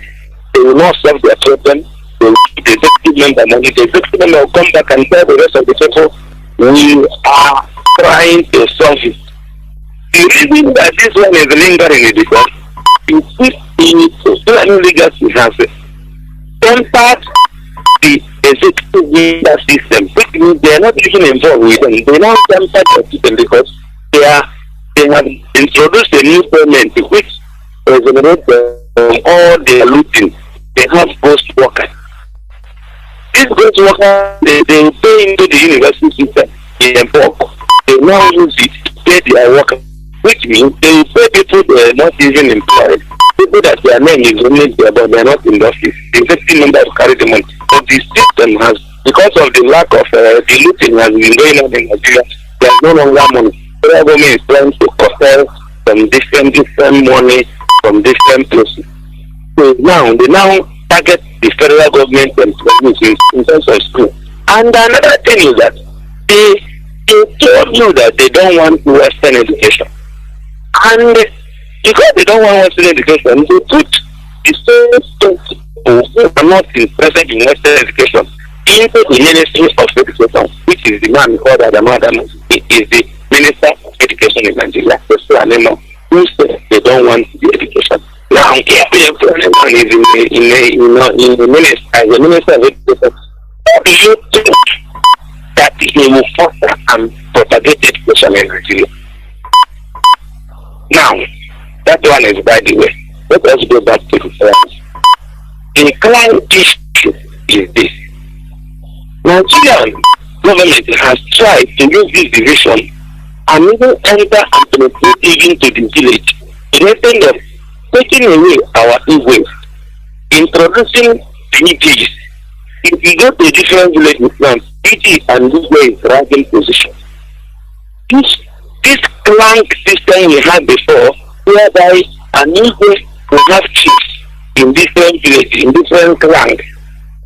which is anytime there's any issue in the village, the whole chief will go to Igwe's house and have a meeting, and they go back and conduct and they organize the village and take whatever the Igwe has told them to do. They do it. But if the political system has entered, nobody is receiving the Igwe is being compromised. They are now looking onto the politician. Instead of the politician looking onto it, they now enter into our roots. And all these things are from the beginning, the same system they introduced by the division. They now bring it into the downward. So what we are saying today is the effect of that same situation, that same division of state you are carrying. So you are very, very much right that it is the question of state that started all this thing. Because before, Igwe are the one in charge in the whole village, but today Igwe are no longer in charge. The government can take away the certificate of Igwe, take it away. Igwe will no longer be recognized. Somebody from abroad will come back and become Igwe who doesn't even know anything. That is what I'm trying to say. Very sad indeed. My name is Mboha. Mazi, thank you very much. You made a valid point. The thing, what we are fighting, our leader said, is a monstrous war. A monstrous war. The hardest thing in this planet Earth. Restoration of Biafra. He knows why. Because this enlightenment from the grassroots, the damage on us is too enormous. But we shall never shy away from doing the job. I have a caller on WhatsApp. Welcome to the program. Can you hear me?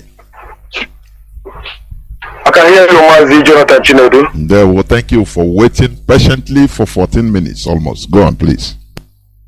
That is my priority, to wait patiently, because Radio Biafra is everything to me. Because Radio Biafra have opened my eyes a lot. Mazi, Jonathan Chinedu, I remember the Chukwuemeka calling from United Arab Emirates.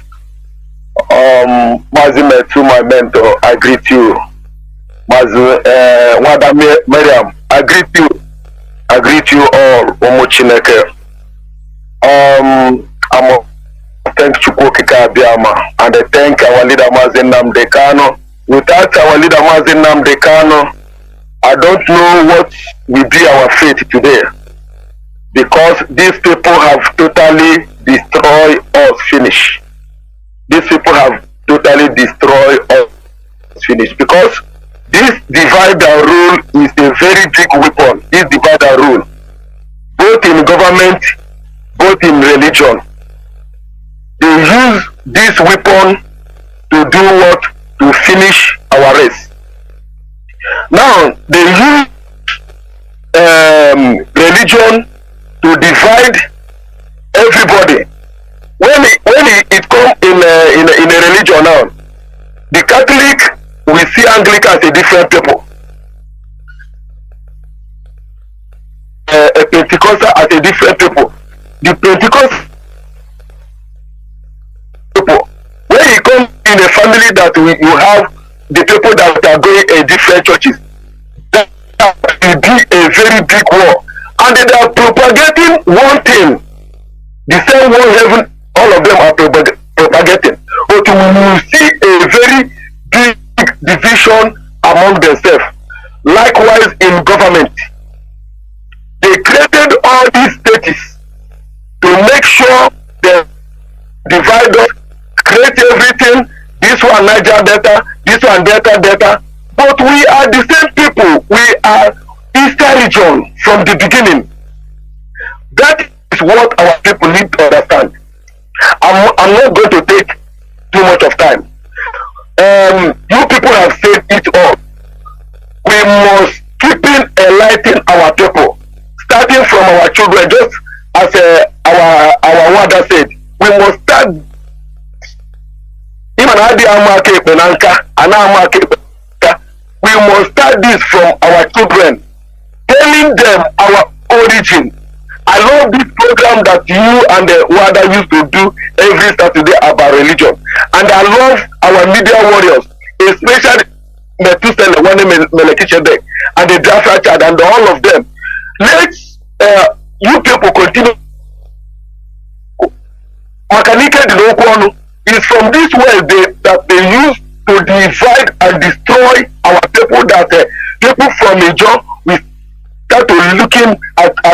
people from Igbo side as a different people, but we are the same. We have carried the same name. We have the same culture. We have one value system. Our leader have continued to be hammering on this time without number complete 4 years. But the brain of our people, I don't know, but it's all right. I am sure as time goes on, our people is going to understand it. Thank you very much, Mazi Jonathan Chinedu. Let's go continue to bless you people and keep you people and keep your IPOB together. Thank you. There will remain blessed too. There will caller on signal. Welcome to the program. Can you hear me? I can hear you, Mazi. Good evening, sir. There will welcome to the program. Please go on. Mazi, good evening. First, I will greet our new guest, Mazi Nnamdi, and our sister, Madam Heather, for the good job. And with the liberation Biafra and Abo. There is something our brother said, Mazi, that we should first of all agree that our forefathers, we all have failed. I totally accept that. I totally agree with that attraction.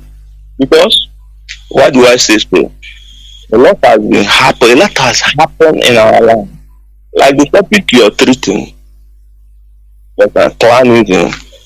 Yes, as far as you are from Biafra land, clan is who we are. We believe in clan. It's part of our origin.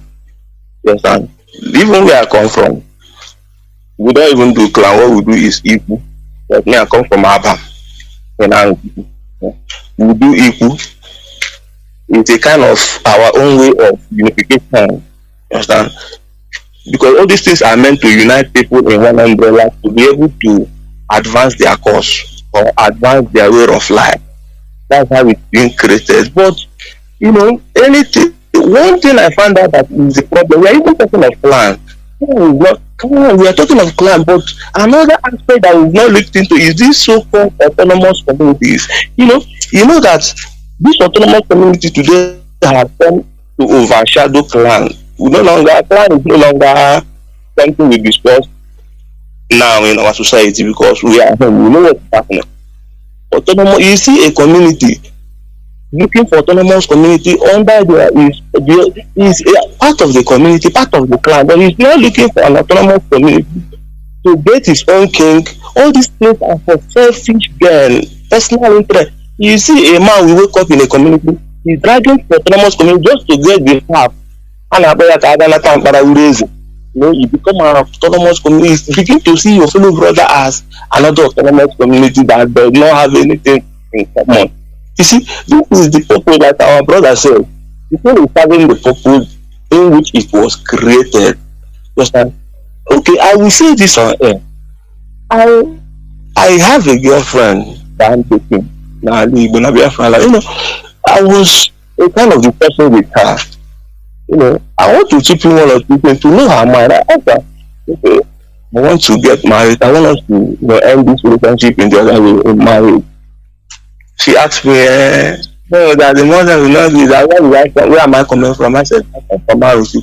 He said, no, don't do matter. I asked her, how did you come about this? What happened? Who told you that? Because I don't think they teach you such in school. I think by a man, I'm this is a good Biafra, I say the way it is. And a man said that Nanda and Chuku and Dojo and Agogo. Now that takes me back to what our sister Madam Heather is saying. Teach your children the right thing. Now you see a mother who telling her own daughter that another part of Biafra land is when people are evil, because it's not even saying that many people from the history, many people compasses almost all part of Biafra land. It's like part of the origin of Igbo land. But you're beginning to begin to show that seed of discord in your children, trying to let them know that this other part are bad, this other part are good.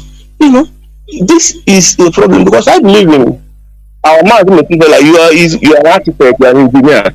You believe that before you can put up a structure in a place that has already existing structure, you first of all bring down the existing structure so that you can be able to put up. That's why I go by what our brother is saying.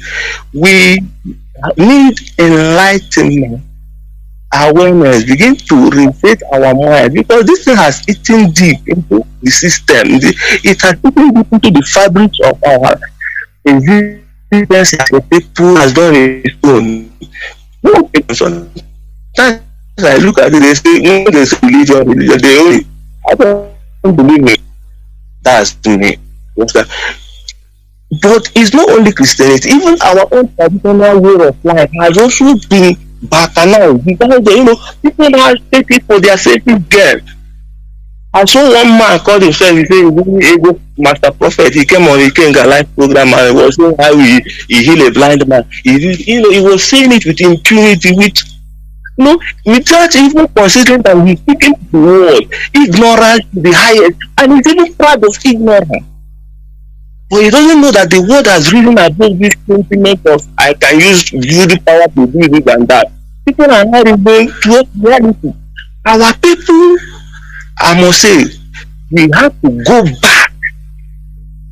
go back and from the beginning of our origin, from when we started our journey as a race, only then we will realize how far we have been left behind by the world.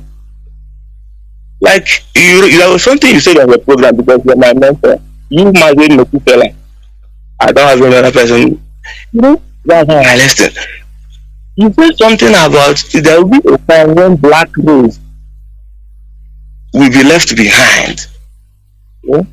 It's happening. People are going to the new space to go and the super space, build house, rent house, they're living the planet Earth.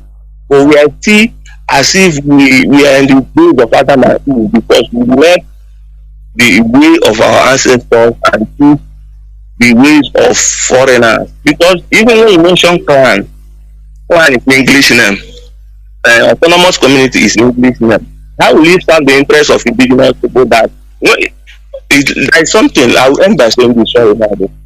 There's something fella, when he was a Biafra interview, he said something. He asked the man, when somebody says that your father laundered money, he looks as if he's a glorifying criminal. He says somebody laundered money. An average English in Nigeria will not see that evil something or different. But when you say your father is holy, that child will be sure that somebody called my father. When you have money, he doesn't even understand what to do. They hide under this English to take away from who we are. And we should learn to understand that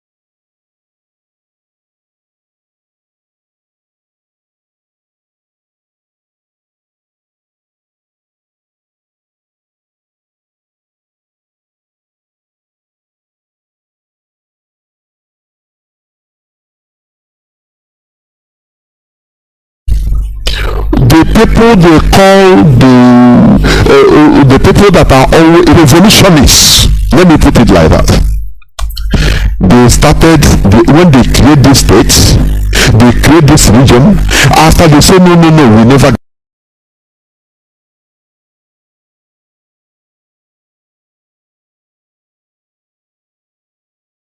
Provision of boss or whatever to carry them along, because they came for a tournament, and I believe there must be a provision of vehicle for movement.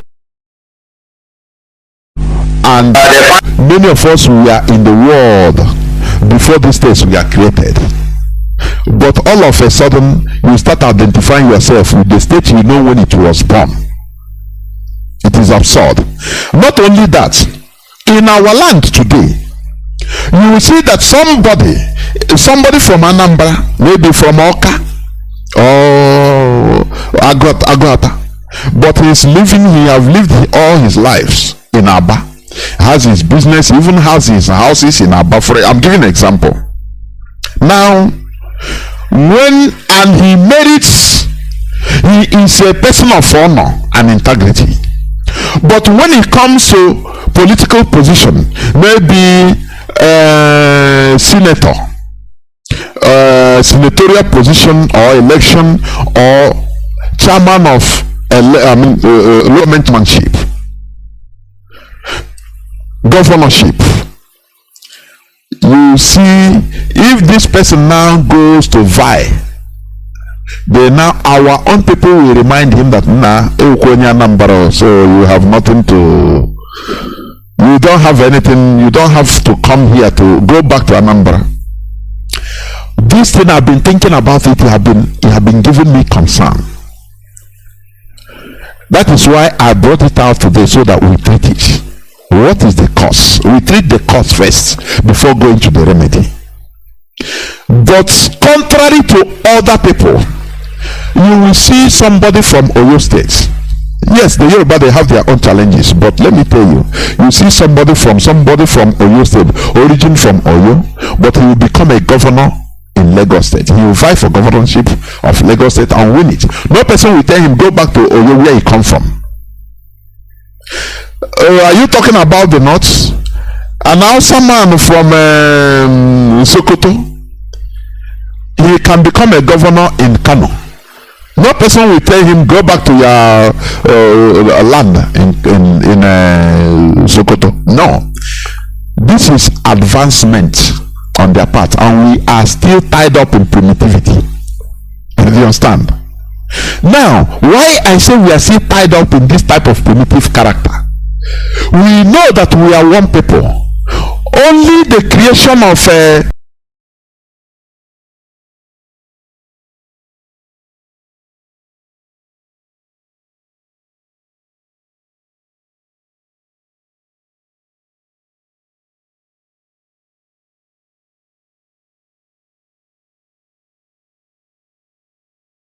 after they say no, we never.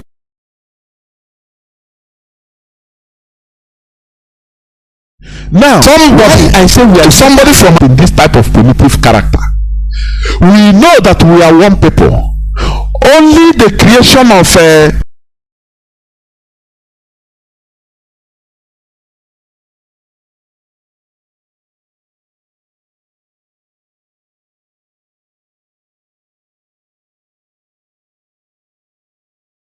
Anambra, maybe from Oka or Agata, but he's living, he have lived all his lives in Aba, has his business, even has his house, tied up in this type of primitive character.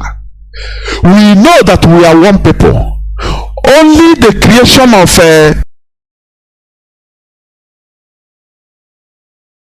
political position, maybe senator, senatorial position or election, or chairman of lawmanship,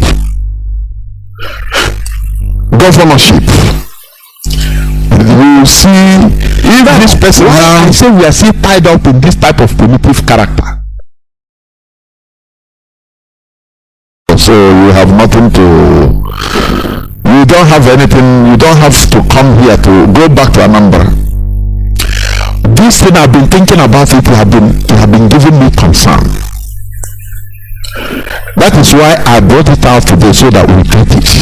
What is the cause? We treat the cause first before going to the remedy. But contrary to other people, you will see somebody from Oyo State.